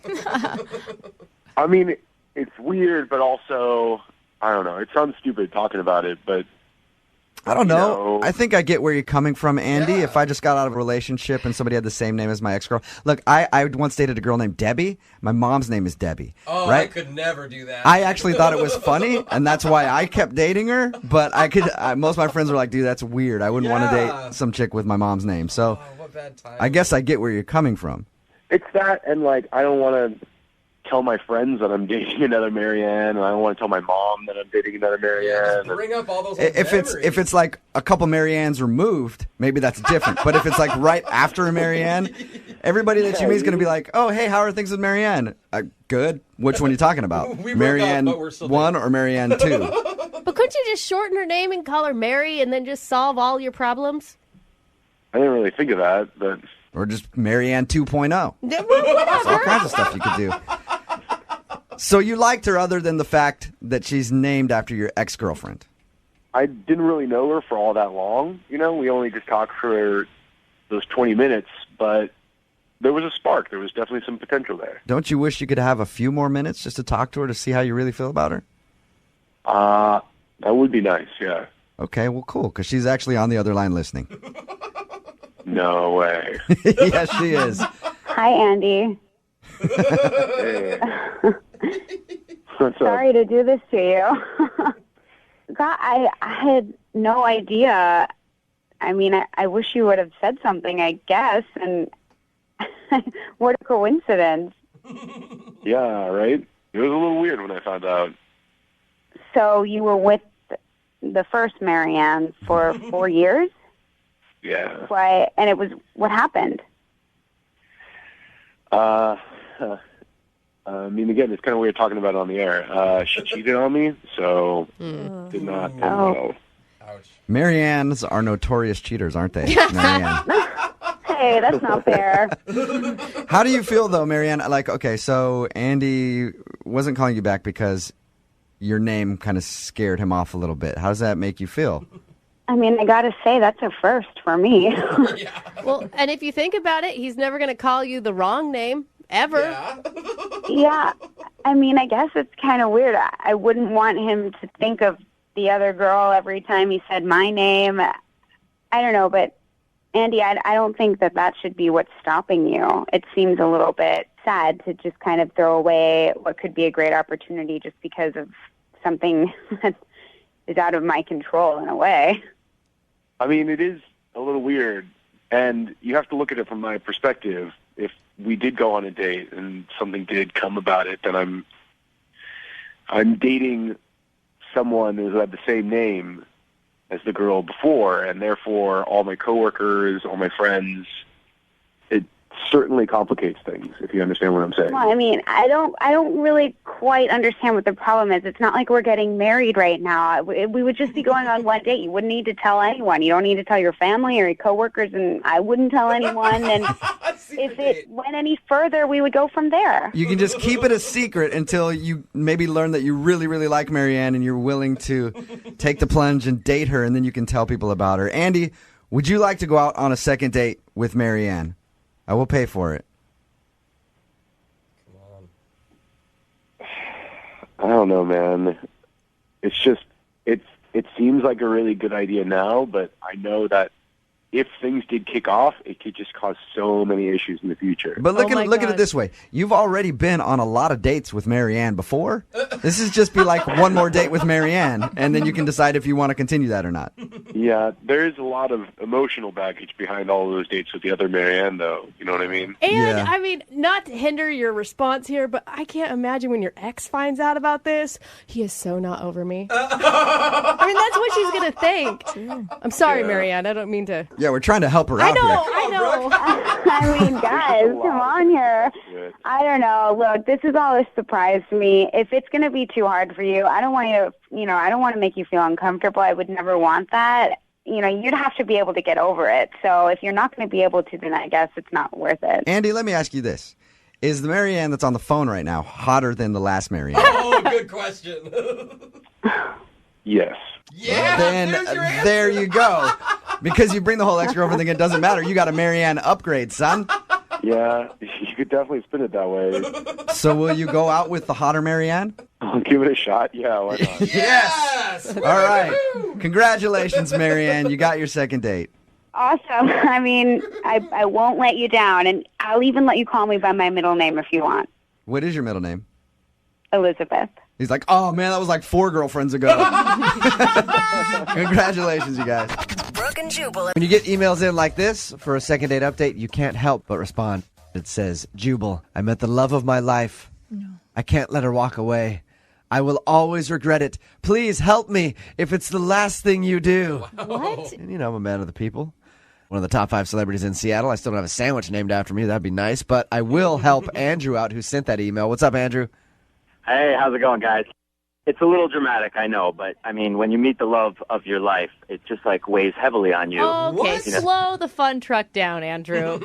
I'm sorry. It's this has never happened to me. People talk about it all the time, but when it happens, it's like, what? That never happened. Wait. How do you know this person is the love of your life? I mean, we were at a coffee shop, and I was sitting at this bar area, and this very cute girl in this yellow dress kind of sits across from me, and she's about to put on her headphones, and she's playing music. So I hear a little bit of the song that's playing before she puts on her headphones, and it's fun. Tonight We Are Young, specifically, which is my favorite song. It's my anthem. Okay. It makes you want to get up and dance. So you heard that she was listening to Fun. Yeah. That's what I do. It's my jam. Andrew, it's a pretty popular song. Yeah. I know, but it's very rare that you're listening to the exact same song at the same time. Okay. When you go out into the world and you see somebody else wearing the same clothing you're wearing, that's very rare. Okay. Right, Okay. So what did you like about her so much? She was just beautiful. We had the same interests. Her hair smelled like sunshine. What a sunshine smell. I don't know. All right. Crazy. You really have fallen for this chick after spending 2 hours with her over coffee. I fell for her within spending a minute and a half, man. Whoa. All right. Has this ever happened to you before? I've been in relationships where after a month or two, I'm like, wow, I like this girl, but not this powerful. Yeah, it Sounds is like powerful. Man, I feel the power. So she responded, and she was into what you were saying. She was into the lines you're feeding her. We wound up talking for 2 hours. All right. I was like, I have to take this somewhere else. So I was like, you know what? Let's get out of here. Let's get a drink. And she was like, well, we're in a coffee shop. We're already getting a drink. I get it. Let's get more. So she's got great taste in music and witty. I like her already. Mm-hmm. So she's like, I actually have to run, but here's my number. And she crosses over to me and gives me a kiss on the cheek and then leaves. So she kissed you on the cheek and then just walked out of your life forever. We are in a Ryan Gosling movie right now. Yeah. So she left, and then you tried to get a hold of her to ask her out, and you haven't heard a response? Well, she texted me once. Never picked up the phone, just texted me, and she was like, look, there's a great girl out there for you, but it's not me.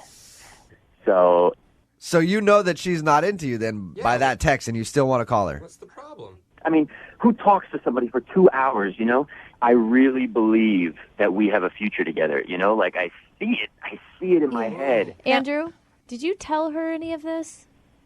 I think that most women say that romance is dead, and I think that a woman now wants to hear, look, I like you. So did you say that to her? I mean, I said I like you. I did not say I love you. All right. Okay, good. You're a little concerned. Your lips may have said I like you, but your eyes said marriage and babies, and maybe that's what scared her a little bit. All right, well, we're going to play a song, come back, call her, and get your second date update. Okay. All right, hang on, man.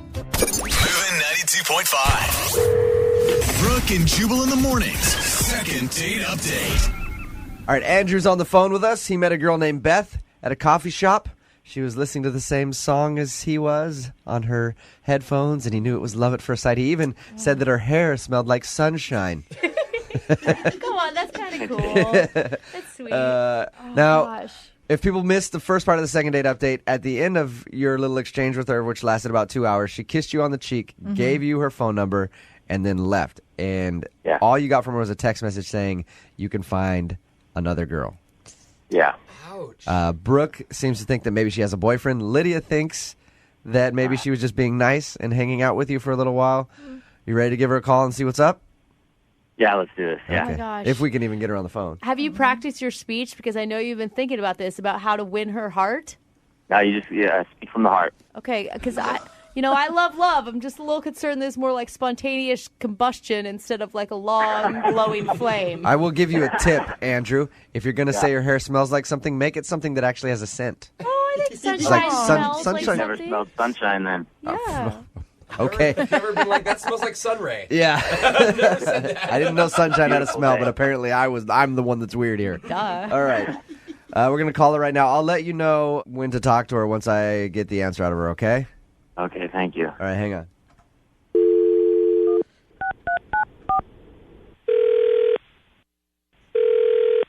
Hello? Hi, can I speak to Beth, please? This is. Hi, Beth. This is Jubal from Brooke and Jubal in the Morning on Moving 92.5. How are you? Okay. How are you? Better now that I'm talking to you. Okay. I wanted to call you to talk to you about somebody who you went on a date with recently. Okay. You went out with, well, I guess you didn't really go out with a guy named Andrew. You met a guy named Andrew at a coffee shop. You were listening to the same music. You ended up talking for a little while. Oh. You remember that? Okay. Andrew is a friend of the show, and he liked you a lot. He got your text message that said that he should find another girl or there was another girl out there for him or something like that.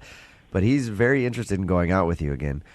Is there a particular reason that you don't want to see Andrew?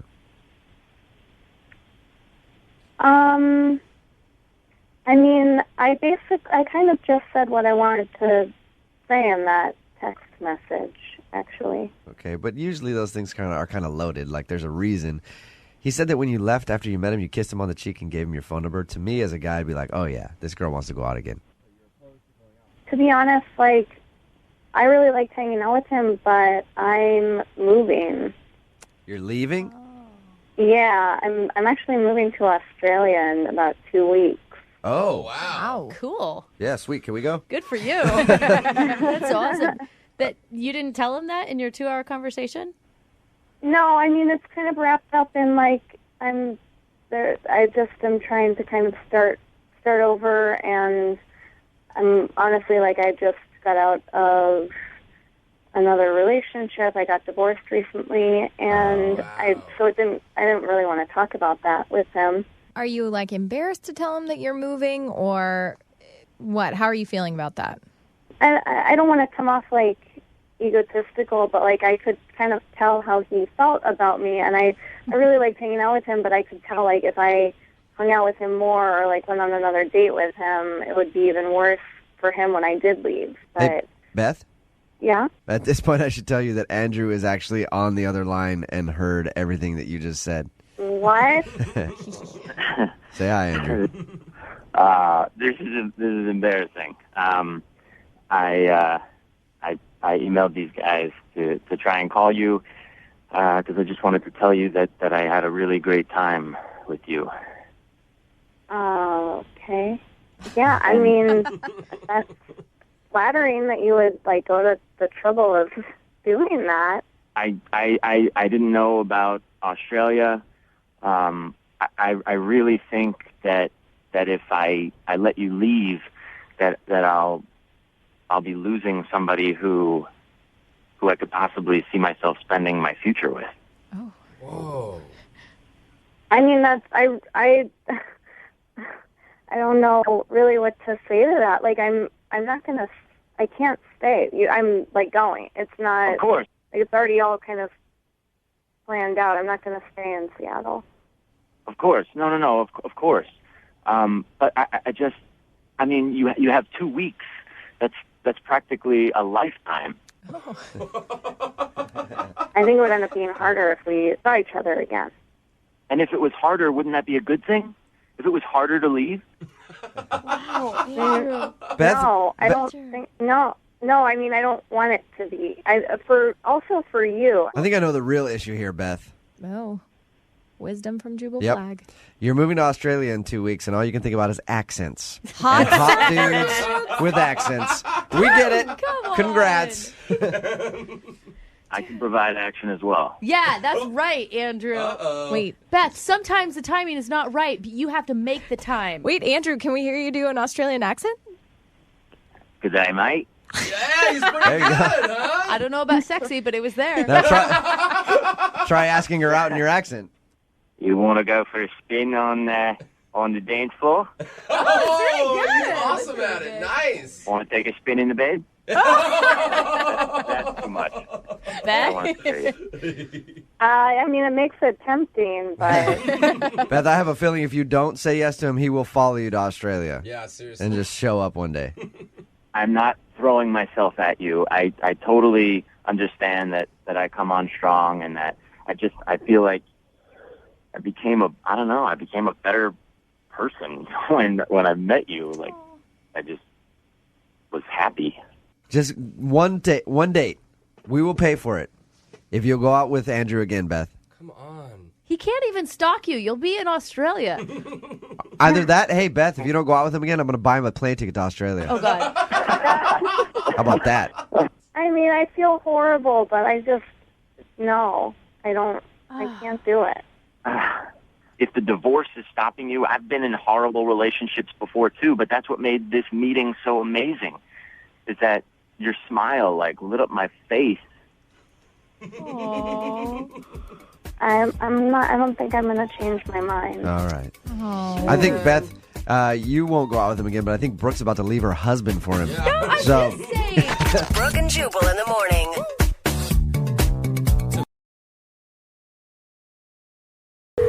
Brooke and Jubal's second date update. Everybody knows that the way to a woman's heart is car humor. What? And that's how Roger, the guy who's on the phone to do a second date update today, says he scored a date with Marissa, the girl that he wants to call. He said he used car humor. I don't really know what that means. That's Okay, just what his good. email said, so hopefully we can get an explanation. Roger, what exactly do you mean you scored a date with her using car humor? Well, just that. I made a joke. I figured she's at a car show. She likes cars. I like cars. I made a joke. Okay, you met her at a car show. Yes. Okay, and I have to know, what was your car joke? Well, it's nothing great, but it worked for her. She was standing next to this 1970 Dodge Charger. It was a gorgeous car, but she looked so good next to it. I almost missed the car completely. But I just said I got to talk to her, so I went up and I started some small talk, and I said, I'm rebuilding a car just like this, but all I've got so far is a steering wheel. That That's was it. actually cute. I would fall for that too. I know it's lame.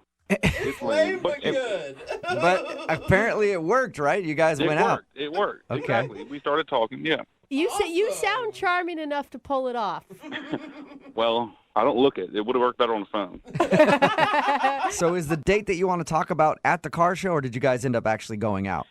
No, yeah, the car show went great. The actual date was that weekend at a concert we went to. Oh, you and took her to a show. I did. She was down. She said she wanted to go to a show with me. Okay, and how did the show go? It went great at first, but I have to be honest. I showed up at her house on my bike, of course. Wait a minute. And- Did you say on your bike? Yes. Like a motorcycle? No, bicycle. Okay. You showed up on a bicycle. Yes, I lost my license. It's been many years ago. It's just something I'd rather not get into. But anyway, yeah. Did she know that you were going to show up on a bicycle? No. Okay, listen. I mean, I think the bicycle's fine if you give a girl a warning, especially if you meet a man at a car show. You'd assume that he's going to come pick you up, I don't know, in a car. I mean, I understand what you're saying, but I figured we had some good connections, some good common ground, that it wouldn't be a big issue. So what were you going to do? Put her on your handlebars and take her to the concert? Well, I'm a gentleman, okay, so obviously I thought, okay, well, if she drives us, I'd be a gentleman. I'd pay for parking. I'd pay for the tickets to the show, drinks, whatever she needed. I wanted to do that, at least since she was driving. Okay. Oh, yeah. Okay. Did you ask her beforehand to drive, or did you just show up like, hey, you got to drive us? I asked her if she could drive, but she didn't know I was going to show up on a bike. Okay, so she thought you were just being like, hey, you want to drive? Because, that'd be cool. Right. Okay, right. But she kind of had to drive. She had no choice. Right. All right. And so the car ride to the concert was not awkward then? No.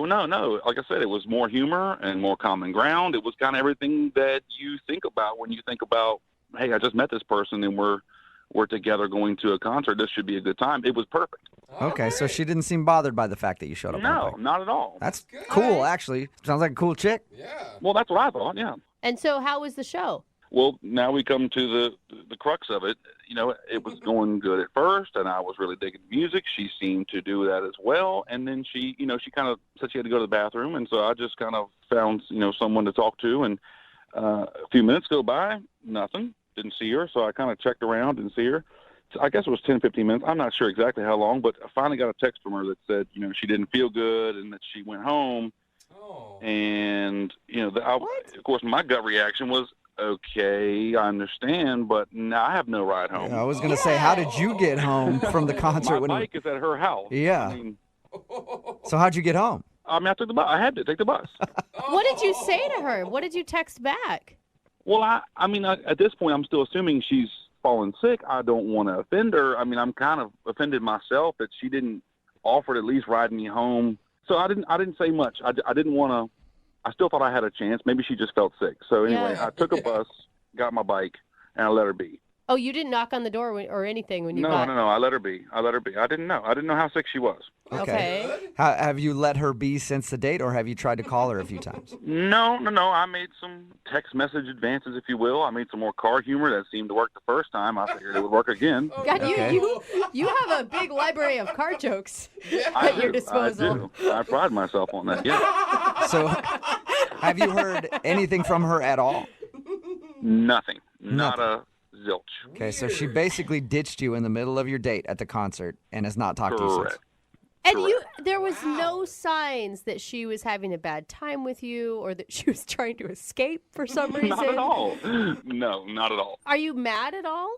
I'm not mad. I think I would just, I'm an adult. She's an adult. I thought we kind of hit it off. I know that we didn't meet under traditional circumstances, but maybe she could be an adult and say, hey, this is what I don't like about you, or this is why I won't return your calls, instead of being a 4-year-old about it.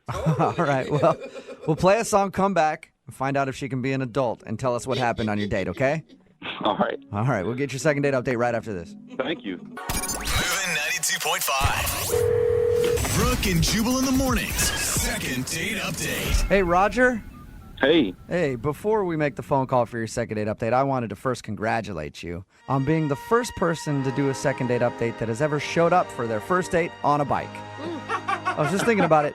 We've had people show up on motorcycles before, but nobody actually show up on like a 10-speed bike and then make their date drive them somewhere. Well, thanks very much. It's an honor to be the first. It's an honor to have you on the show. If you're just tuning in, Roger went on a date with a girl named Marissa. They went to a concert. He showed up to her house on a bike because he doesn't have his license, so he made her drive to the concert. But in exchange, he paid for parking, drinks, everything else. Yeah, he paid for it all, but he got ditched in the middle of the concert. She left and said that she felt sick, and he hasn't talked to her since. We're about to call her and find out if something went wrong on that first date. And am I clear? No one in this room believes that she was actually sick? Like everybody thinks it was an excuse? Yeah, it has to be. Yeah, when was this date, by the way? How long ago? This was 2 weeks ago. 2 weeks. Okay, so maybe she got like that weird 2-week flu that's going on, and she hasn't been able to call you. That's what I'm saying. All right, I'm going to dial her phone number right now. Here we go.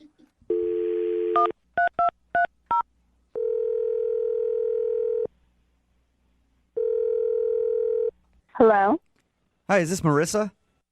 Yeah, speaking. Hi, Marissa. My name is Jubal from Brooke and Jubal in the morning. Seriously? Yes. How are you? Yeah, I know you guys. You do? Oh, awesome. How you doing? I'm doing pretty good. Nice. How about you? Good. Nice to meet you. You as well. Have any idea why I might be calling you today?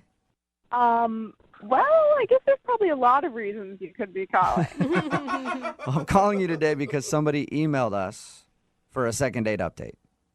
Oh my God. Have you heard second date updates before? Oh yeah, totally. I listen to them all the time. Never thought that I would be on it though. Congratulations. How many dates have you been on in the last 2 weeks? 2.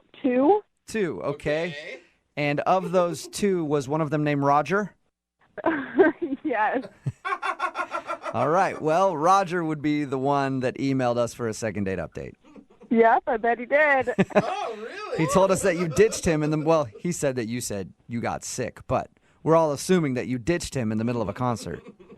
Yeah, was it that subtle?